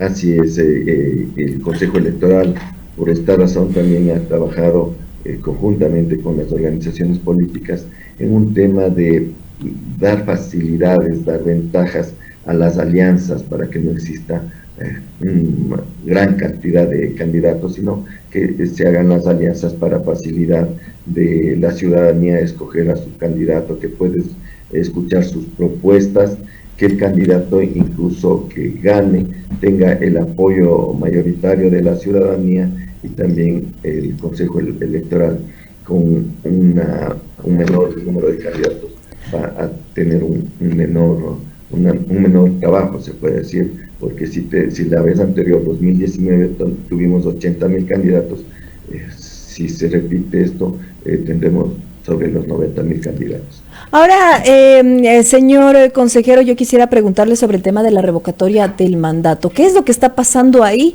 Ustedes, como Consejo Nacional Electoral, le dieron un plazo determinado al presidente para que presente sus pruebas de descargo respecto a esta petición ciudadana, pero entendemos que hubo por ahí un tema y que el CNE rechazó ya la recusación de los consejeros, de usted precisamente, Enrique Pita y José Cabrera, dentro del trámite de pedido de revocatoria del mandato del presidente. ¿Por qué pasó esto? ¿Por qué usted rechazó la recusación? ¿Cuáles van a ser ahí sus actuaciones? Bueno, primero el tema de la revocatoria del mandato se encuentra en la Constitución de la República, en el Código de la Democracia, la Ley Orgánica de Participación Ciudadana e incluso existe el reglamento para la revocatoria del mandato. Los requisitos formales para presentar esta solicitud de revocatoria del mandato se puede decir son simples, nada más que la exigencia es que tiene que pasar un año el funcionario que fue elegido por votación popular, pasar un año de su periodo y ser antes de que termine. Tienen que presentar la solicitud de revocatoria del mandato, copia del plan de trabajo certificado por el Consejo Electoral y la cédula de ciudadanía. Secretaría revisa esta documentación y si es que ha cumplido los requisitos, lo que hace es comunicar a la persona, en este caso a la autoridad cuestionada, de este tema, para lo cual se le da 7 días en los que deberá impugnar en forma documentada si la solicitud de formularios para revocatoria del mandato no cumple los requisitos de admisibilidad. Pero ahí quisiera preguntarle, y específicamente porque en la resolución del CNE dice negar por improcedente la petición de recusación presentada por la señora Kerly Dayana Carvajal Ordóñez en contra de los consejeros Fernando Enrique Pita y José Ricardo Cabrera Zurita para que sean apartados del conocimiento, sustanciación y resolución del proceso de revocatoria del mandato, y está pidiendo precisamente este tema, y es la resolución que tenemos por acá en contra de dice del proceso de revocatoria del mandato en contra del vicepresidente de la República, Alfredo Borrero, por no haberse configurado lo preceptuado en las causales de recusación determinadas en el número 1 y 4 del artículo 86 del Código Orgánico Administrativo, invocadas por la recusante. ¿Qué es lo que está pasando ahí? ¿Cuál es el dilema? Explíquenos, por favor. Nada más para terminar esto del tema de la revocatoria. Luego de que el señor presidente presente sus argumentos, el Consejo Electoral tendrá 15 días para resolver si se admite o no la solicitud presentada. En cuanto a la recusación se basa en dos temas. El primero dice el artículo 232 de la Constitución de la República, que prohíbe actuar a un servidor público cuando tenga conflicto de intereses con la institución. Yo no tengo ningún conflicto de intereses con el Consejo Nacional Electoral.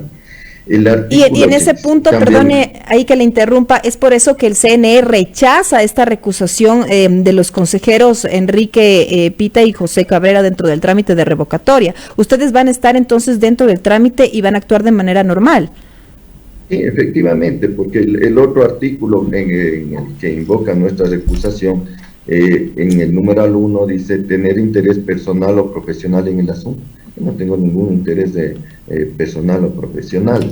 Y el otro punto dice, el literal 4, tener amistad íntima, enemistad manifiesta, conflicto de intereses o controversia pendiente con la persona interesada. A la persona interesada ni siquiera le conozco a la señora que ha hecho la solicitud. Ahora, y en este punto, perdone que le interrumpa. En este punto quisiera también preguntarle, porque ahí el conflicto de intereses, según lo que se entiende y se pide esta recusación, es precisamente porque el consejero Pita fue propuesto por el movimiento Creo para integrar el Consejo Nacional Electoral, mientras que su nombre fue por el Partido Social Cristiano. Entonces, ese es el argumento que ellos están poniendo para precisamente pedir la recusación, que ya fue rechazada por el Consejo Nacional Electoral. Pero ¿cómo lo ve usted?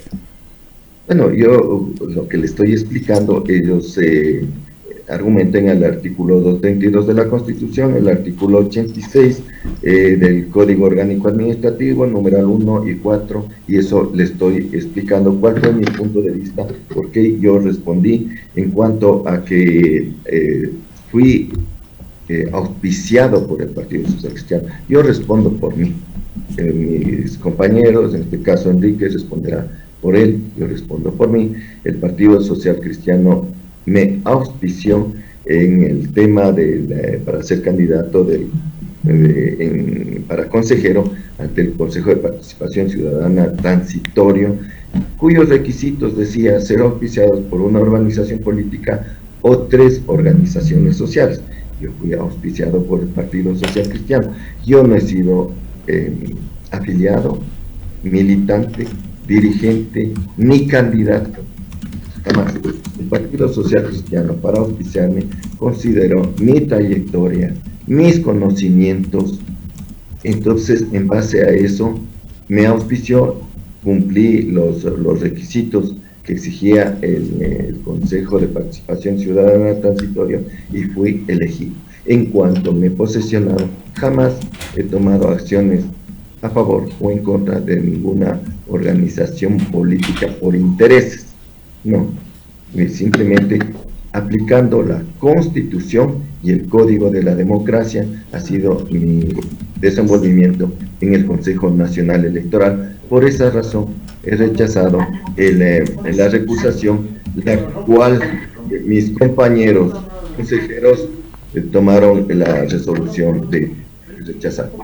Perfecto, entonces usted seguirá actuando como nos ha ido comentando. ¿Y usted ya personalmente lo ve viable? Porque hemos hablado aquí en el mundo de las 6 con varios analistas y varias personas, unas que están impulsando la revocatoria, otras que dicen que no la ven viable por el tema de los tiempos, de encontrar alrededor de 2 millones de firmas en 180 días. ¿Usted lo ve viable? Bueno, se le ha dado los 7 días al señor presidente y vicepresidente para que se defiendan, de acuerdo a la Constitución, tienen derecho a la defensa. ¿Cuándo se cumplen estos 7 días? El 13, me parece el 13 de junio. Luego nosotros tenemos 15 días para que el Pleno del Consejo Nacional Electoral tome una resolución sobre el tema. Luego, en el caso de ser aprobado, sería los 180 días para efectuar las firmas. Y yo no puedo adelantar mi criterio, simplemente esperar a la contestación, que debe ser debidamente documentada para tomar nosotros como Pleno una resolución. Perfecto, le agradecemos entonces por esta entrevista, por este diálogo. También estaremos siguiendo todo lo que ocurra respecto de este proceso. Muchas gracias, señor consejero José Cabrera del Consejo Nacional Electoral, por comentarnos también cómo avanza el tema de las elecciones seccionales y sobre todo cómo avanza el tema del proceso impuesto para la revocatoria del mandato. Muchas gracias y siempre bienvenido a esta estación informativa. Gracias, Silvia, a usted y siempre a las órdenes. Un buen día.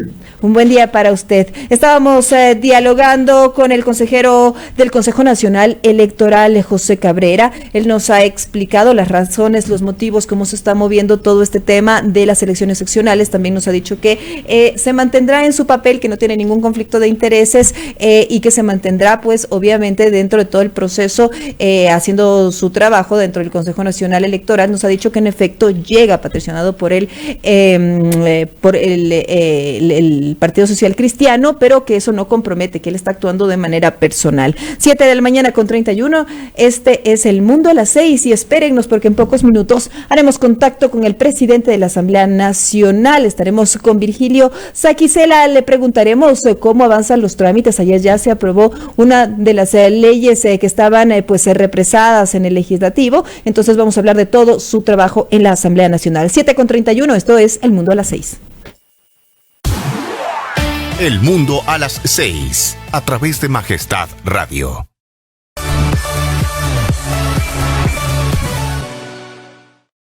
Desde ahora disfruta del mejor internet y televisión por fibra con TVNet. Aumentamos la velocidad y disminuimos los precios. Navega sin límites con 80 megas solo por $25. Adquiere nuestros planes internet y televisión por fibra con TVNet por solo $35 con 80 megas. Estamos ubicados en la calle Guayaquil entre Río Mulaute y Pachatanga. Contáctanos al 0983 62 36 29. TVNet en La Concordia, Santo Domingo y Viche. Instalación gratis, aplican restricciones. Todos nuestros precios incluyen impuestos. TVNet, más entretenimiento.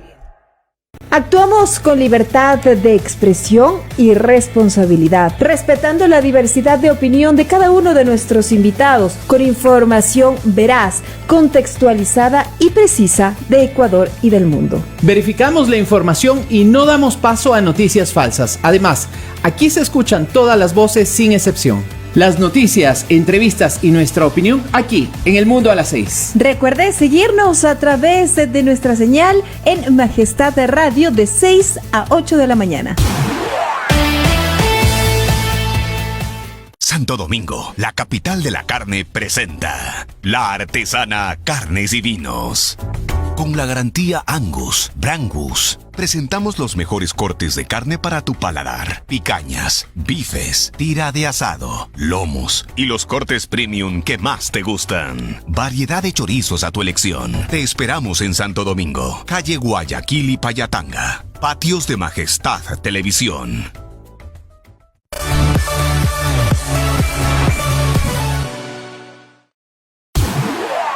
El Mundo a las 6, a través de Majestad Radio.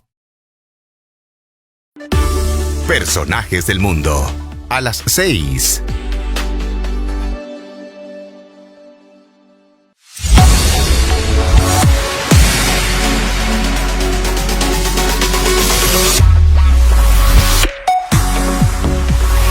7 de la mañana con 34 minutos. Estamos de vuelta ya aquí en El Mundo a las 6 y en la recta final con nuestro último invitado. Estamos por hacer contacto, ya lo tenemos en línea, va a ser un contacto telefónico con el presidente de la Asamblea Nacional, Virgilio Saquicela. Con él vamos a hablar sobre las metas que se ha planteado ya en el nuevo cargo en la Asamblea Nacional. Son las 7:34, le damos la bienvenida. ¿Cómo está? Bienvenido, señor Saquicela, nuevo presidente del Legislativo. Buenos días, muchas gracias por la oportunidad. A sus enteras órdenes.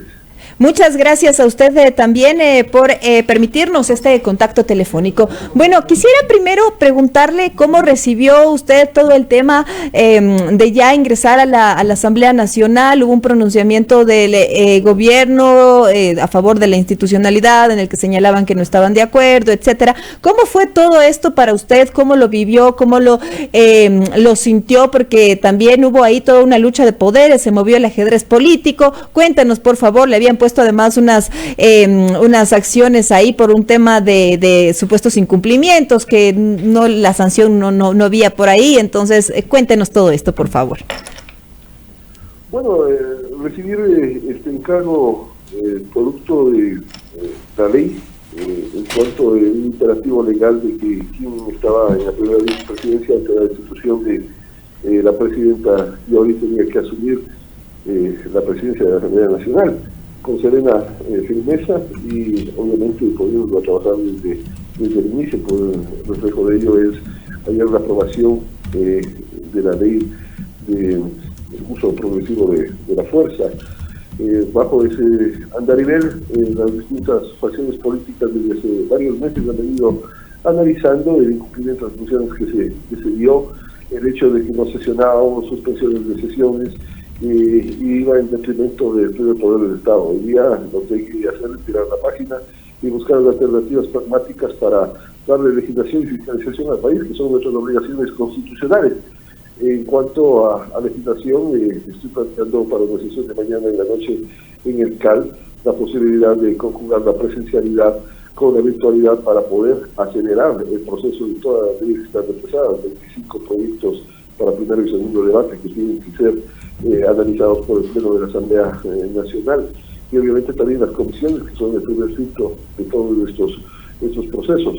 Ayer hubo una moción en el último punto del orden del día respecto del rechazo a la intromisión de la Administración de Justicia y del Poder Legislativo, pues desde el Pleno de la Asamblea que tiene que resolver los temas de legislación, de fiscalización, de resoluciones, que así lo establece la Constitución Política de la República. Aspiremos pues que las aguas tomen el cauce correspondiente, y nuestra obligación es trabajar, nuestra obligación es producir, y eso lo vamos a hacer y lo estamos haciendo. El día de mañana tenemos una agenda extensa en el Pleno de la Asamblea Nacional con alrededor de 10 puntos donde se van a tratar algunos de ellos. El día de ayer también, luego de la sesión del Pleno, en horas de la noche, tuvimos una sesión del CAL donde se aprobaron alrededor de 14 proyectos de iniciativa legislativa de los asambleístas de la República. Es decir, el síntesis es trabajar, pero la otra lista es comunicar y valernos de los medios de comunicación, de la gentileza y generosidad que tienen ustedes de entrevistarnos para decirle al pueblo ecuatoriano qué es lo que está haciendo la Asamblea Nacional. Y en este punto quisiera irle preguntando sobre los diferentes puntos que me ha ido comentando. A ver, primero me ha dicho que ya se pasó la página, que usted definitivamente está listo para trabajar. Esto incluye conversar obviamente con todas las bancadas y con hacer una representación, porque eso es lo que tiene que hacer el presidente de la Asamblea Nacional, ¿no? Representar a los 137 legisladores que forman parte de ella y de alguna manera dialogar con todas las bancadas para poder llegar a consensos. Sí, el diálogo es esencial y lo hemos iniciado, hemos dialogado con algunos sectores políticos. Ayer tuvimos un diálogo con todas las bancadas respecto del uso legítimo de la fuerza. Se buscaron alternativas, al final del día se llegó a la votación y el resultado es el que lo conoce el pueblo, es la aprobación de la ley. Entiendo de que vamos a seguir dialogando con todos los sectores, lo hemos hecho la semana anterior, lo estamos haciendo esta semana, y podamos concluir en una agenda que no es nada a descubrir, sino destrabar todos los procesos que están represados, que le interesan al país, una agenda propia del legislativo de ella, y parte de esta agenda también es con el colegislador, el señor presidente de la República, el gobierno nacional. Habrán temas como el tema laboral, que es un tema ágil y necesario a tratar. Ojalá podamos tener un diálogo previo, antes de, no después de, que posibilite unas bases sólidas de acuerdos legítimos para una aprobación de un marco legal laboral en donde se incluya a quienes justamente no tienen esa posibilidad de trabajo, esa posibilidad de llevar el sustento diario a sus hogares. Esa es una meta que tenemos, y aspiramos que luego de todas estas vicisitudes y cada término que ha pasado la Asamblea Nacional podamos primar en el diálogo interno, y ese diálogo proyectado a un diálogo fundamental de poder ejecutivo. Bien, quisiera también preguntarle respecto del tema del trabajo ya per se en la Asamblea Nacional. En efecto, lo que usted nos ha señalado es que había esta ley que estaba más o menos 2 meses después del primer debate, se había quedado ahí un poco en la congeladora por los problemas políticos, etcétera, pero que ayer ya fue aprobada con 107 votos a favor. Se trató de quitar, sobre todo por los bloques de Pachacutic y de UNES, la parte en la que se señalaba que también incluían el uso progresivo de la fuerza en las protestas, en las manifestaciones. ¿Cómo se sintió ese debate? ¿Cómo también llegaron a acuerdos? Porque se aprueba con 107 votos, que es un número considerable. Sí, hay un tema que es legítimo, y fue el derecho del movimiento Pachacutic, respetable por cierto, que era la discrecionalidad en los artículos 23, 24, 25 de la ley. Buscamos las alternativas, dialogamos el día de ayer en el transcurso de la sesión. Sin embargo, los tecnicismos que son imperativos legales al final del día no posibilitaban de que podamos modificar la moción respecto del texto aprobado por la Comisión. Por ello se dio la abstención de varios legisladores del movimiento Pachacutic en la votación. Pero el diálogo va viendo lo fundamental. Creo que es la herramienta esencial para poder propiciar acuerdos dentro del Poder Legislativo, que para mí sí son posibles. Sí es factible de que podamos llegar a entendimientos, porque el país está por encima de los intereses de los sectores políticos. Así de que en general estamos ya caminando y aspiramos consolidarlo y que podamos producir esas leyes que requieren todos los departamentos. Señor Virgilio Saquicela, nos encontramos en diálogo telefónico con el presidente de la Asamblea Nacional aquí en El Mundo a las 6. Me gustaría también saber y conocer cuál va a ser la posición respecto a las protestas que empiezan el día lunes y que están propuestas por varios sectores sociales de cara a esta nueva presidencia de la Asamblea Nacional. ¿Qué es lo que va a hacer?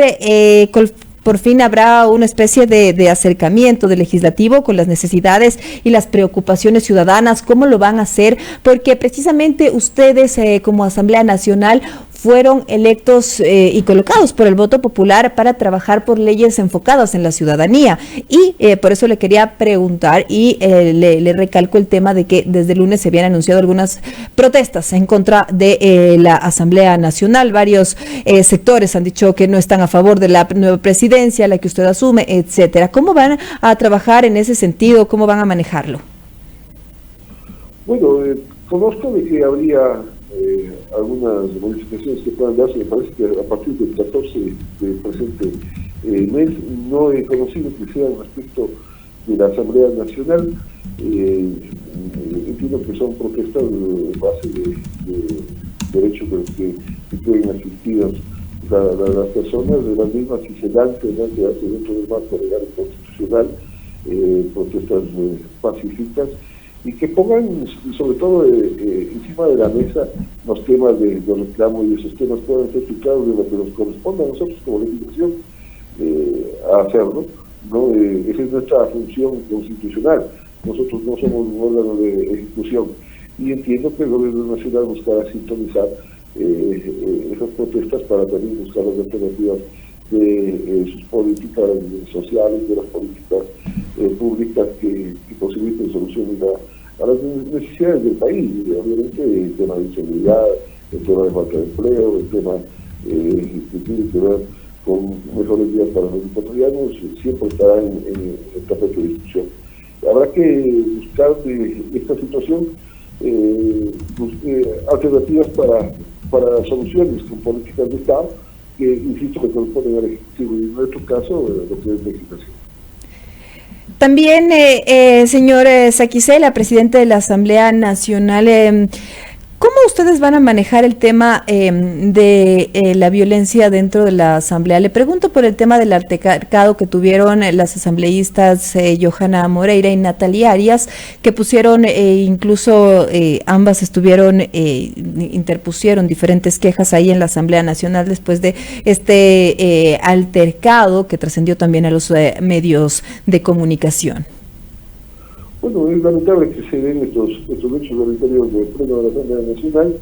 Sin embargo, ya al final del día existe un procedimiento que la legisladora ha presentado dentro de ese procedimiento al Consejo de Administración de la Legislatura. Los trámites respectivos serán conocidos el día de mañana en horas de la noche, en la sesión del Pleno de la Asamblea y en el Consejo de Administración de la Legislatura, y en base de ese conocimiento del texto de las denuncias se darán los trámites que corresponden legalmente hablando, y aspiramos y esperamos, y dentro de este diálogo que se ha iniciado al interior de la Asamblea Nacional, prime la cordura, prime la serenidad, y podamos todos trabajar juntos. Nuestra obligación es esa, y yo creo que los legisladores están ávidos de este cambio y dedicarnos a legislar. Lastimosamente, dentro de este poder del Estado existen distintos puntos de vista, existen 5 bloques, existen sectores independientes, existen 137 pensamientos que, por más que algunos estén confluyendo en el sector político, pero también son distintos, se dan estas desavenencias que tienen que ir desapareciendo por bien de la imagen institucional, que es también lo que nos interesa rescatar, fortalecerla institucionalmente a la Asamblea Nacional. Sobre el tema de las leyes que ustedes tienen pendientes, ¿a cuáles les piensan dar mayores prioridades? ¿Cómo se van a organizar? ¿Cuáles son ya sus metas asumiendo esta presidencia de la Asamblea Nacional, que ha sido muy criticada porque se han dedicado como que al tema de los juicios políticos, también a un tema de un poco de show político? Esa ha sido la constante de las críticas. La Asamblea tiene alrededor, según varias encuestadoras, del 11% de aceptación popular. Entonces, ¿cuáles son sus planes ahí y la priorización de las diferentes normativas que dará usted como presidente también de la Asamblea? Bueno, sin dejar de lado la fiscalización, porque es una facultad y obligación constitucional que tiene la Asamblea Nacional, y tenemos que hacerlo, obviamente con la seriedad del caso y siguiendo el ordenamiento que ya está establecido de los juicios políticos, que no se lo puede cambiar y que no lo podemos establecer nosotros, sino ya está dado. Obviamente en el tema de legislación hay temas importantes como la Ley de Educación Superior, que tiene alrededor de 15 iniciativas, una de ellas desde el Ejecutivo y 14 son de legislativo, tanto anterior cuanto actual, y recibimos a los docentes universitarios, a todos sus directivos del jueves anterior en la presidencia de la Asamblea, como el presidente de la Comisión de Educación, temas como la democratización de las universidades para que no sean hechos los decanos de las autoridades directamente solo por los rectores, sino que sean democráticamente electos por los estudiantes y por los docentes universitarios, por los casos de la Universidad Ecuatoriana, son fundamentales, y estamos sintonizando esta situación. Esa ley aspiramos de que esté para el segundo debate más o menos de unos 30 días y podamos darle una ley que valga la pena a la educación superior del país, que sea incluyente y no excluyente. El mismo tema de los medios de comunicación o de la ley de comunicación, que aspiramos lo más pronto posible tratarlo. Y hay una serie de iniciativas legislativas, entre ellas, por citar el ejemplo, la reforma de la ley 047, que tiene que ver con el auto del país, la SOI, que había incorporado a Santiago, que hay una diferencia, que había una entidad que se llamaba CREA, que no viene recibiendo hace 12 años. Esos recursos tienen que ser entregados a las juntas parroquiales para ayudar a los gobiernos de cercanía. Leyes paradigmáticas como estas son las que hacen falta en el Ecuador, que muchas veces no pueden ser tan sonadas, pero que sí resuelven problemas puntuales de distintas geografías del país. En ese nivel vamos a trabajar, y absolutamente todas las leyes que estamos de pasada tienen que ser tratadas. Por eso vamos a intentar conjugar la virtualidad con la presencialidad para darle seguridad a los chavos.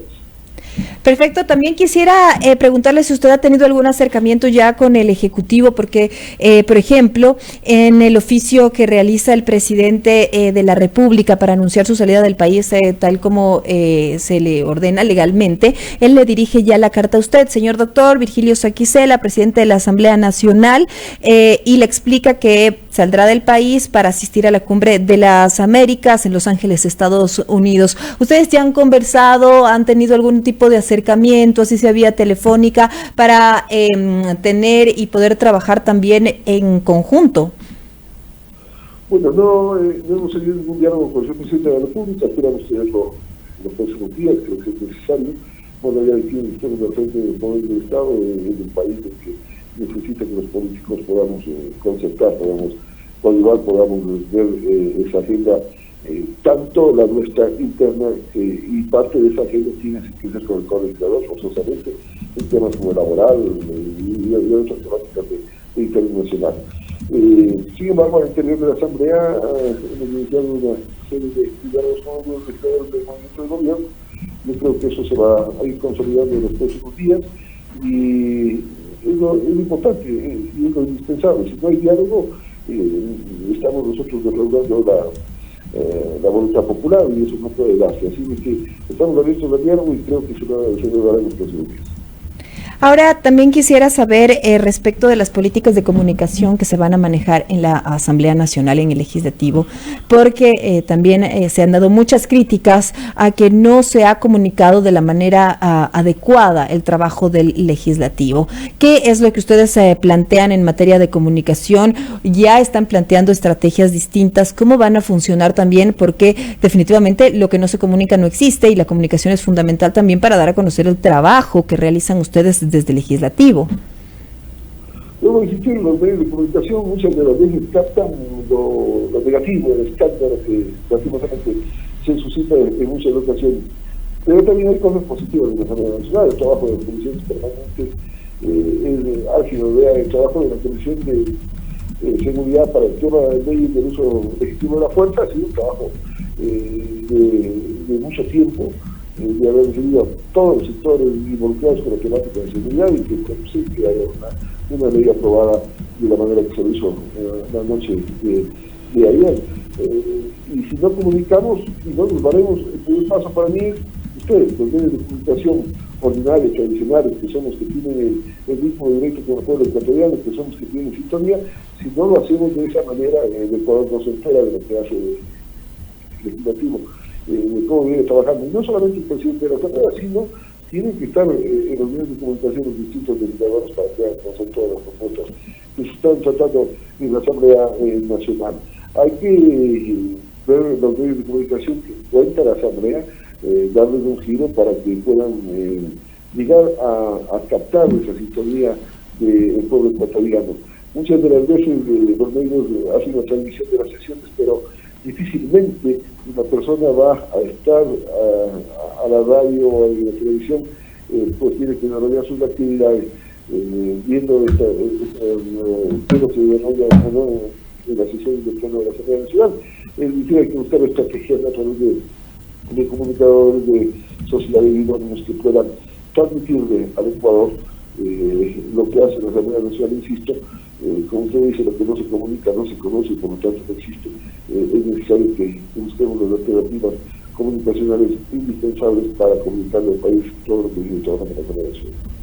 Perfecto, son las 7 de la mañana con 52 minutos. Le agradecemos mucho su participación, su tiempo. Sabemos que está un poco a mil y que por eso no nos pudo acompañar en los estudios. Sin embargo, agradecemos mucho su tiempo y el darnos todo este espacio para poder generar esta opinión, para que la gente escuche lo que van a hacer, lo que van a trabajar. Muchas gracias a usted y le deseamos la mejor de las suertes en este nuevo periodo como presidente del Legislativo.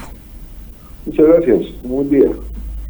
Muchas gracias. Son las 7 de la mañana con 53 minutos. Estábamos dialogando con Virgilio Saquicela, presidente de la Asamblea Nacional. Nos ha explicado cuál es el plan de trabajo. Nos ha comentado también sobre las maneras de ir dialogando con las bancadas y cómo irá desarrollando cada una de las acciones dentro del Legislativo. Son las 7 con 53 y esto es El Mundo a las 6. El mundo a las 6, a través de Majestad Radio.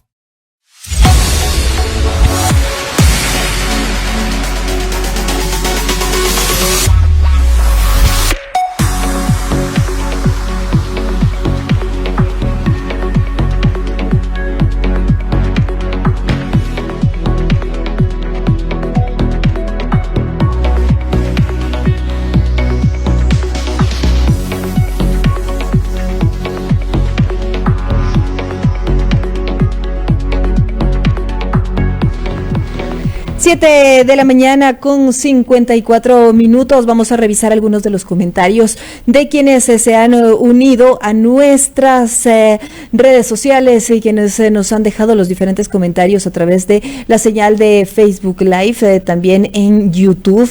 Vamos a leer algunos de ellos y nos señalan 17 personas conectadas. Buenos días, Silrat, con mucho frío desde Cuenca. Vaya ley inminente y 8 cuartos. Bueno, algunos no los vamos a leer porque son un poco subidos de tono y este noticiero se maneja en el marco del respeto. Buen día, solo hablan de la leche, ¿por qué no hablan de los productos de primera necesidad como la papa, donde el campesino vende barato y los intermediarios son los que suben? Y esto nos afecta a los industriales, esto nos dice Fabián Guamán, así es. Vamos a tratar también este tema económico de las subidas de precios, de cómo se está manejando todo esto, porque sabemos que hay una afectación también sobre los intermediarios. Telmo Ramos señala, también es culpable el churquero farsante, mentiroso, bueno, está en contra del actual gobierno. También nos señala Sonia Portilla, saludos Silratras La Viña, saludos a ti también, querida Sonia. De ahí nos señalan que inviten nuevamente a Correa para que le suba a la audiencia. Claro, siempre está abierto el espacio para el expresidente. También nos señalan, su misión es comunicar y que sea sobre la base de la realidad. Estos son algunos de los comentarios que nos han llegado a nuestras redes sociales. Nosotros siempre agradecidos con todos ustedes que se unen, que comentan, que están aquí con nosotros. Sobre el tema que quisiera cerrar comentando este noticiero cuando son ya las 7 de la mañana con 56 minutos, es respecto a los movimientos. Junio se avisora como un mes en el que varias entidades, varios organismos, el FUT, también Unidad Popular, sobre todo el movimiento indígena, que ha alertado desde hace algunos días que iniciarán pues una marcha pacífica el día 13 de junio. También estamos hablando de que mañana ya iniciará la Unidad Popular con los estudiantes. El 22 se unirán también a la marcha del FUT. Tenemos que ir viendo cómo van todos estos pedidos ciudadanos. El llamado es a que sean pedidos y que se realicen de manera pacífica y sobre todo que también el tema se mantenga dentro de los marcos de la marcha pacífica, porque en efecto, claro, está muy bien reclamar, pero tampoco llegar a extremos, dañar la ciudad, etcétera. Hay que protestar, tenemos que hacer escuchar nuestra voz, y definitivamente esto está muy bien. Sin embargo, sí debemos tener claro que no podemos vandalizar ni llegar a extremos que nos afecten como ciudadanos. Estamos saliendo de una pandemia y estamos viendo también que estamos tratando de reactivar de alguna forma la economía. Entonces, también un llamado para estar juntos, para ir saliendo juntos adelante. Y esto sin decir que no se necesite el derecho a la protesta, porque definitivamente los gobiernos tienen que escuchar. Los gobiernos tienen que salir de sus burbujas, tienen que salir a la calle para poder ver qué es lo que está pasando fuera, porque eso es lo fundamental para poder llegar y para poder comunicarse, conectarse con el pueblo y con sus verdaderas necesidades, saber qué es lo que quieren, qué es lo que se necesita, cómo está afectada también la ciudadanía con las subidas de los determinados alimentos. Todas estas acciones se deben tomar también por parte de los gobiernos, y por eso está muy bien el tema de la protesta, siempre y cuando sea pacífica, y también que las autoridades se la manejen de la mejor manera, que no haya desmanes y que todo se lleve en paz. Son las 7 de la mañana con 59 minutos. Nosotros nos estamos ya despidiendo, cerrando ya nuestra emisión informativa. Les agradecemos a todos ustedes por habernos seguido, por habernos acompañado, por estar con nosotros, por conectarse de manera digital. Les agradecemos por estar ahí presentes, por cada uno de sus comentarios, de sus mensajes, y también Bueno, sabemos que nuestro compañero Néstor Aguilera ya lo ha hecho público en sus redes sociales. Él está ahora con COVID positivo. Le deseamos lo mejor, que se mejore y que pues logre salir pronto de este COVID-19, que no le coja muy fuerte el tema de los síntomas y que regrese pronto a nuestra emisión para continuar también aquí en El Mundo a las 6 juntos como compañeros. Son las 7:59. Un abrazo para todos. Ya está listo nuestro colega, nuestro compañero Luchito Eras con los deportes. Conmigo será hasta el día de mañana. Nos vemos. Un abrazo para todos.